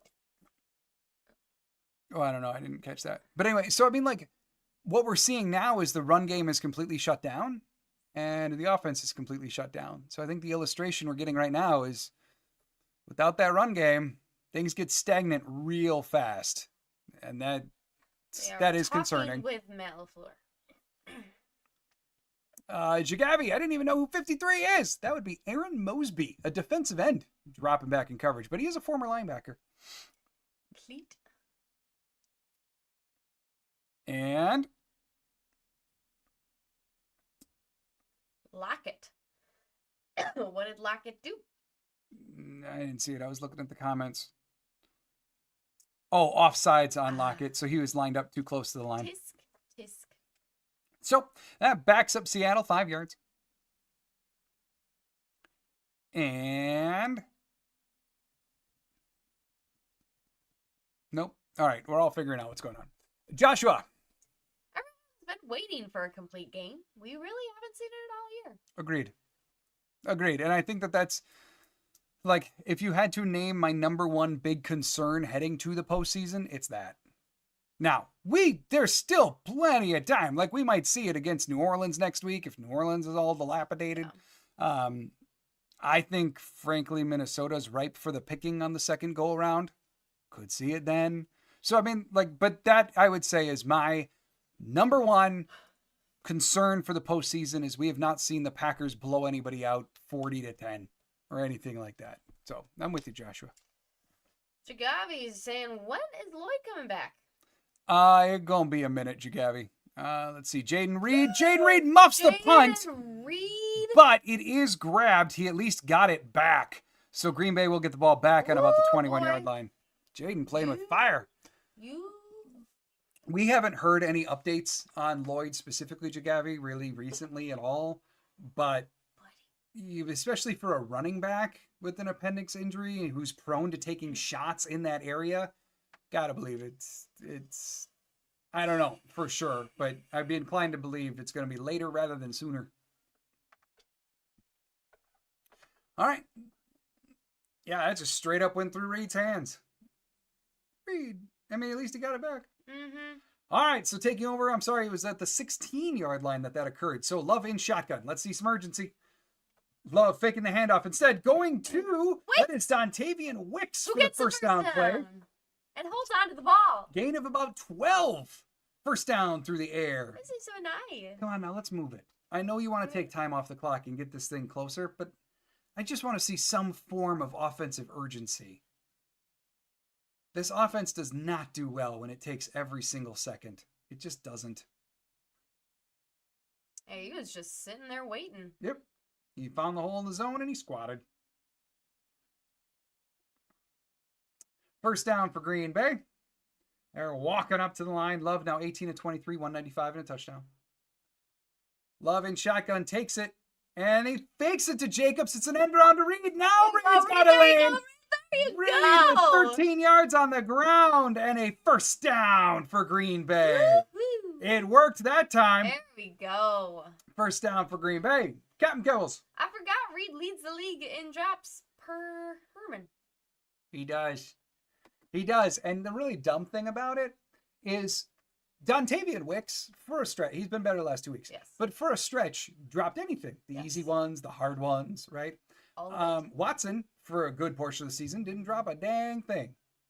The very, very curious thing with Jaden Reed is like 90% of his drops have happened when he's wide open. Plays coming out of the backfield, etc. And Things like that. another run by Reed. And Gets the Reed's first got some down yards. again. About a 15-yard carry for Reed there. That is just the fascinating thing with Reed. It is, he makes the contested catches. He makes the tough ones. He doesn't make the easy ones. Fascinating. We got Joshua saying it Detroit, and then it seems everyone else's age is behind them. I do think, and I said this earlier at the top of the stream when someone asked me about Detroit today, I think Green Bay showed some of the pathways to beating Detroit last week, because a lot of what Buffalo did today, handing it off to Jacobs, who gains 5, yeah, up the right side. The lot of what Buffalo did today is a lot of the stuff that Green Bay did last week. And so I think as long as Detroit keeps dropping like flies on the defensive side of the ball, I think Green Bay showed some of the pathways, and Detroit is beatable.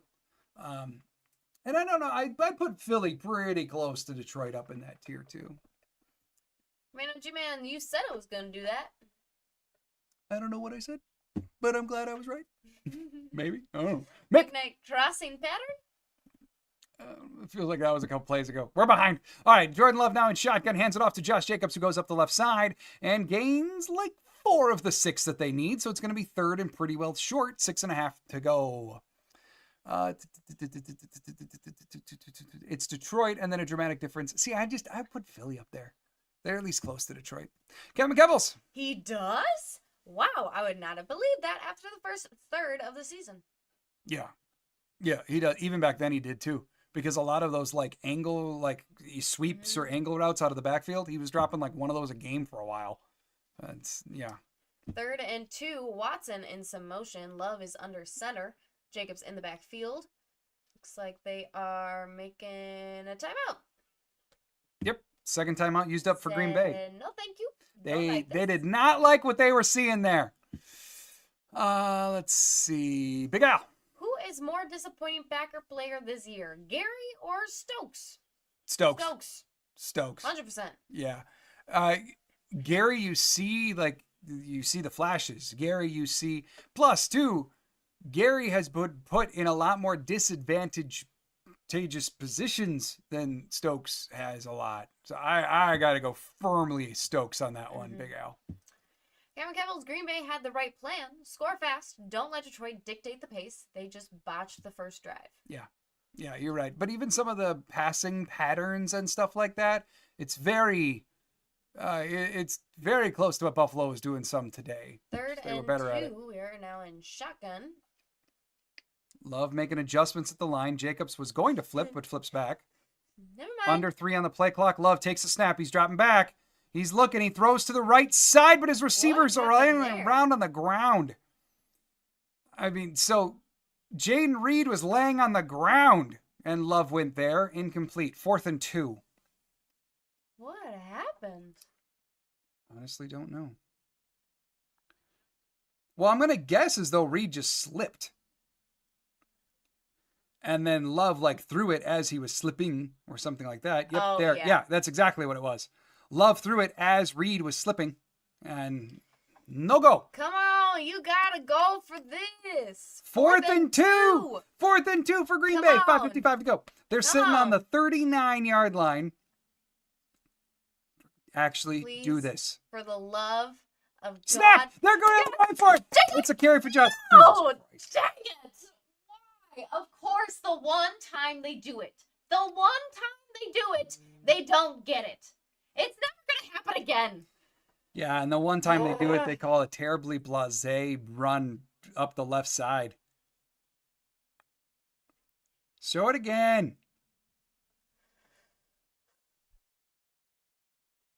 He ran into his own people. Well, we saw him do that successfully a couple times, but I know, but I just don't like going with the run there. Right. Seattle's totally teeing off on the run right now. Why? Or at least, Why did you I don't think know. that would work right now, especially to Leonard Williams' side? I don't like it at all. No, I don't like that. Chris, John, what would it take for Matt to get head coaching award? Something we've been waiting on for a while, right? I mean, they were just showing the win percentages, and he is second after Nick Sirianni, I think, was first. Chris, call better plays than that last one. Yeah, I mean, the first couple of years, he had the Rodgers discount on him of like, well, it's not LaFleur, it's Rodgers. He's got Aaron Rodgers. Who wouldn't be coaching that well? Jets are seen, it's not all Rodgers. Yeah, I mean, that was a big part of it, right? But like that was part of the rationale at the time, right? It absolutely was a real thing.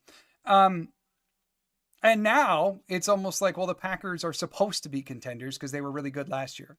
So now they're just playing to what their expectation is, right? And it's really hard to get coaching awards when you're like expected to be good. Normally it's given to coaches who do this mass turnaround for teams that are expected to be bad, like Kevin O'Connell in Minnesota, who I won't be shocked at all if he gets it this year. So what's it going to take for Matt to win it? I mean, there was talk about it earlier this year when Malik Willis was starting and they were coming up with these uber creative game plans and Malik Willis was winning them games. Probably going to take a real long stretch like that when the cards are stacked against him. Fortunately for us, cards aren't stacked against Green Bay all that often. Josh was saying, oh my goodness, just sloppy. Yeah, I mean, didn't like like the it. past couple times that we've chucked Jacobs straight up the middle. It's just... It hasn't done anything. So then you go to it in that situation. On 4th and 2, do we chuck Jacobs up the middle? Yeah. When you could try getting a speedy, slick dude to go around the outside. Yeah. Or do literally anything else. As Big Al says, we got to be creative. Or do the Tucker mac and cheese shove. I wouldn't do that on 2 yards, but yeah. Yeah. I wouldn't do that 2 yards out, but like it's something to have in the playbook for sure. Creativity. And yeah. Okay. All right, Sam Howell in shotgun. 5:50 to go, and they barely fake it to Charbonnet. There we go! The pass rush says Carl Brooks. Carl Brooks takes down both his blocker and Sam Howell for a big man sack. And that's going to back up the Seahawks a bunch. The defense says, you know what, offense? You're not going to do it. Well, do it ourselves. Nicely done there by Carl Brooks. All right, so now Seattle dropping back 6 sacks for Green Bay. Hit by Adrian Cooper. Cooper now returning it. Cooper getting about past the 30, and he's brought down by Howell at about the 27. Adrian Cooper, welcome back, Adrian Cooper. My goodness. As Joshua said before that happened, Cooper is going to be a stud. No doubt about it. Right. The level of disruption from him as a rookie is incredible. Dang, Adrian Cooper. That was beautiful. Well, and here's the thing, and I don't mean to take this away. He didn't do anything incredible on that play. That was super simple for Cooper. Howell threw it right to him. We'll take that every single time. I love it. All right. So let's catch up on these here. Bam, Joshua. Gabby, I think a lot of people are starting to question LaFleur. I mean, yes and no. It's not like his job's on the line, like at all. No. He's incredibly safe. No doubt about it. Rocketies. John, you're a Matt LaFleur believer. I'm always on the line with him. Yeah. About a 4.5 yard gain there for Josh Jacobs. I don't necessarily believe that Matt LaFleur is the best coach in the NFL. However, I do believe he's a very good coach. And I think a lot of that is like the proof is in the pudding, right? My thing, as you know, Rocket Knees, has and always will be, when your offense goes stagnant, what do you do to get out of it? And that is the one question that I don't think Matt LaFleur has an answer to. And I have offered very loudly since Jordan Love took over to switch into to do a drive and no huddle, to switch up your tempos. Jordan Love plays way better in a quicker tempo than a slower tempo, and yet they will not do it to save their Jordan Love lives. under center. We got Watson. And that the always motion. pisses me off. It is a handoff to Jacobs, who is met right in the middle of the line of scrimmage because we're just chucking him into a sea of bodies and telling him to do stuff. Yeah, that kind of thing. All right. Let's see here. Bam! McKnight. More people watching commercials when score is closer near the end. Gotta get it together, right? Around. All right, let's see. These are all Right, about the first Cooper. half went too fast, and they sold Cooper's too getting many him in. commercials. So now we gotta chuck them in now. Yeah. Kevin Kebble's Cooper. I end the game now. Mm-hmm. Joshua, I really love a number 1 wide receiver, no matter what anyone says. I get it. For sure. I think part of the issue with the wide receivers right now, though, is target distribution. Mm-hmm. Just in that, like, they don't feed anyone like a number 1, which is a real strength and a real weakness when you've got receivers who need the ball to make impacts. All right, Jordan Love now in shotgun. 5:05 to go. They're sitting on the 22-yard line. 5. Love making adjustments at the line. 3, 2, 1. Nope, gotta burn it. Gotta burn it. Why? Well, I mean, they were trying to adjust to what the defense was doing, and they just didn't get settled in time. So there goes the last time out for Green Bay. 5:05 to go. Rockinese. John for offensive coordinator. Yeah, whenever Stenovich or LaFleur get too slow, I can just stand there and be like, hurry up. That's it. So you're the offensive coordinator. Salary. Steve, what is my job list now? Luke Musgrave, footwork coach. Yeah, and tight end coach. Yeah. Some with Bisaccia, too. Shigabi. So I haven't seen the clock move. Well, now we're in a timeout. I don't remember why. But yeah. I think it was in reference to before that. But 3rd and 5 for Green Bay. Okay. Chris. Jordan Love in shotgun. Love takes the snap. And he's looking, he's airing it out. That's the end zone. Romeo Doubs with the shoestring catch. Wow, I really want to see that on replay. I mean, just a lofted, beautiful throw in there to his wide receiver. Gorgeous throw. Great effort catch. Romeo. Again with the wave. That's so nice. Wow. Drop it in the bucket. And then Romeo Doubs catching that by his shins. That looks like a touchdown. Not a hair on the chinny chin of that ball touched the ground. Yeah, that looks good. Romeo. Where art thou, Romeo? In the end zone. In the end zone. Oh, man. That should be it right there. That should be your dagger. Smile. Now he's tired. He said at Nixon. Because Nixon probably said, like, hey, may smile, bud. You know, like Nixon does. Yeah, right. And he just... And kick up, kick good by McManus. And that makes it 30-13. There we go. Yippee! There we go. That's what we like to see. That was good stuff. And I mean, just watching it now from this backward angle. Oh, yeah. Oh, yeah. Love threw that exactly where Doubs was supposed to be. Great anticipation throw. And Doubs tracked the heck out of that. Yeah. Woo-hoo. That was nice. Seeing Love release that before even Doubs did the break. Awesome. Awesome stuff. God, football's beautiful when it's done well. Okay, nice catch. Wow, yes, indeed. Joshua. It's so funny with Love because he has passes that about 3 quarterbacks in the NFL can make. But then others, you're like... Luckily, at this point in the year, and Toyotathon's on, the throws that are boneheaded or questionable are lesser. And I do think this year, around the midpoint year, I do think like we do have to give some thought to the injury and how it affected his mechanics. And I really, really think he was trying to do too much. Yeah. He was relying on his arm way too much. Now we're beginning to see a little bit more efficiency, a little bit more accuracy too. But it's true. I mean, the first part of that, he got paid because he does some stuff no one else can do.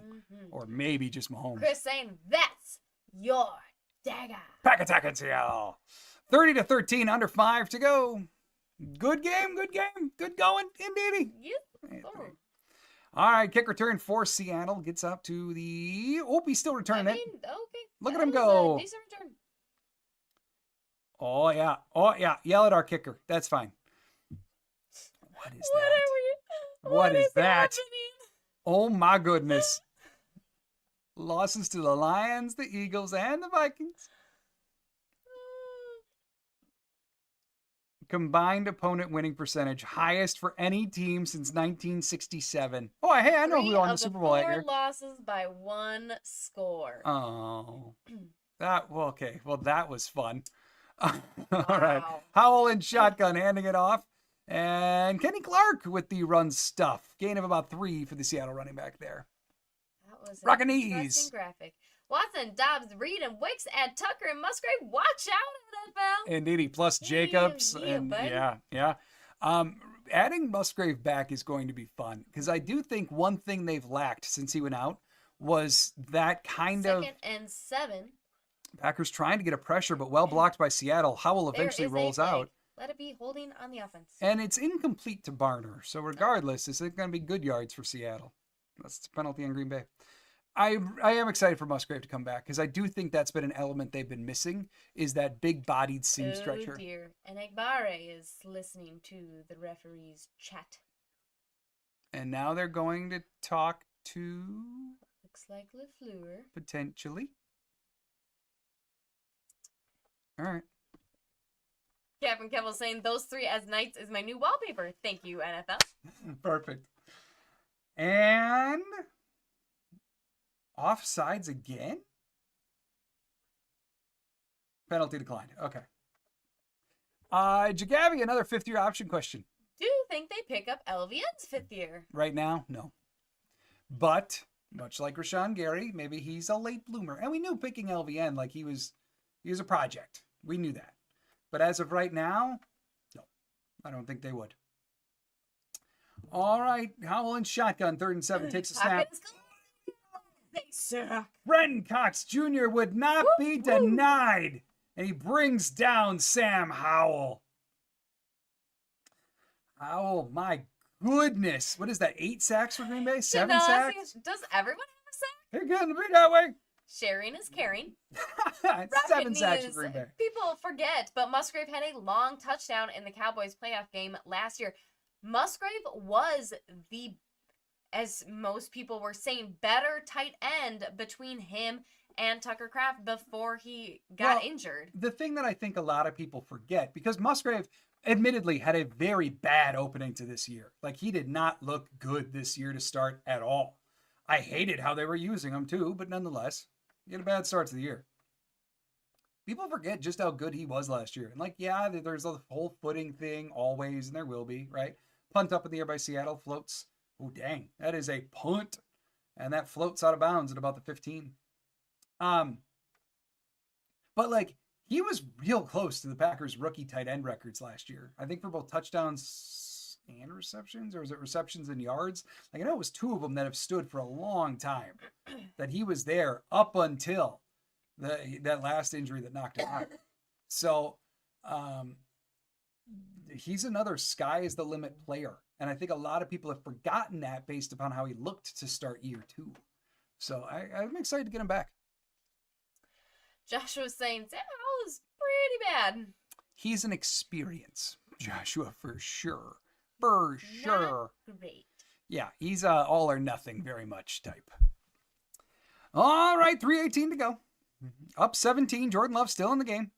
Hands it off to Josh. No, that's Emmanuel Wilson. I'm sorry. Wilson runs forward up the right-hand side and gains about 4. Chris Hand, what you got? If Howell's eating ramen, all these sacks on him is just super spicy sauce. We'll take it. Joshua. How did Sam Howell start a whole season with the Redskins? Because the highs are high. Like I was saying earlier, like he's like Jameis Winston. Because like Sun games, he's going to have 5 picks. And he'll look god-awful. But then there were Sun games for Washington where he trotted out there, threw for 400 yards and 4 touchdowns. That's why I say it's just an experience. And yeah, it's pretty rough. Although it's not like Geno was looking incredible. High completion percentage, but Seattle wasn't doing a lot with Geno in there either. There we go, and it's another run for Wilson. Going up the left-hand side, coming up 1 yard shy to Dontavian. Getting up and pushing people. Hey, now. Last thing we need is a penalty. 2:20 to go as we matriculate the ball down the field, and we matriculate the clock down to 0. Joshua, so he's pretty much Jameis Winston. Yes, he is. To a lesser degree, Yes. Just The lows aren't quite so low and the highs aren't quite so high as the Jameis Winston roller coaster, but yeah, no, totally. He is. Well, yeah, exactly. Poor man's on younger Winston. Yes, exactly. And that's the thing. Like he just like Winston, he is a very fun backup. And he's found his place in Seattle to do that job. So there it is. All right. Green Bay in control. We're just winding down the clock here. Just getting it down to zeros. And with this, like, I'm going to say it, with this win, Green Bay now, per the NFL's playoff predictometer, whatever website that they got, they are going to be at a greater than 99% chance of making the playoffs. They have not officially clinched, but it will take losing out and a cataclysmic series of events from everyone else winning everything to keep the Green Bay Packers out of the playoffs. So greater than 99% following a victory here for the Green Bay Packers. Just obviously now all attention turns to the seeding, right? You'd love to catch Minnesota for the 5 seed, which is very possible considering that they play Minnesota yet, especially if Minnesota drops tomorrow when they're playing Chicago. But like I said earlier, the thing you don't want to see the Packers do is fall back to the 7. But 5, 6, very much in play. So is 7. For Minnesota to lose to Chicago? Well, yeah. I don't think they're going to, but I love it. Love it. For sure. All right, Love in shotgun for this 3rd and 2. 2 minutes to go. Green Bay taking the snap. Love dropping back. Ooh. Love airing it out to Watson. Oh, no, Watson. Watson had it. He had it in the breadbasket, and it popped out. 4th and 2, you got to go for it. No. No.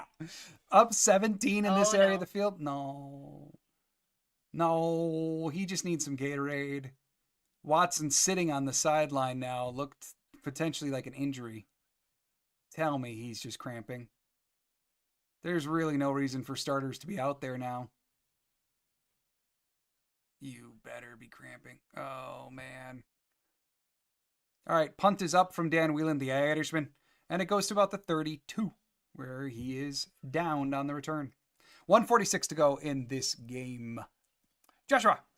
Made me feel better that they scored that last touchdown. Yeah, I agree. I agree.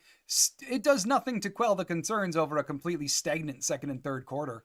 But, yeah, it was a needed dagger, right? Joshua also saying we're going to end up with Rams. I'm scared. I don't know, man. I don't share your fear of the Rams. They are playing way better now than they were when Green Bay played them earlier this year. But I don't have the same fear of the Rams, really. All right, Howell now handing it off. Charbonnet trying just to pick up some stats, and he does. Gains, or no, that's Helani. I'm sorry, that's not Charbonnet. The other 3-something running back. Gain of about 7 for the Seattle Seahawks. Right, there should be a rule for us commentator people that granted forgiveness. Well, that if the numbers amongst the similar positions need to be different, more than just like by a number.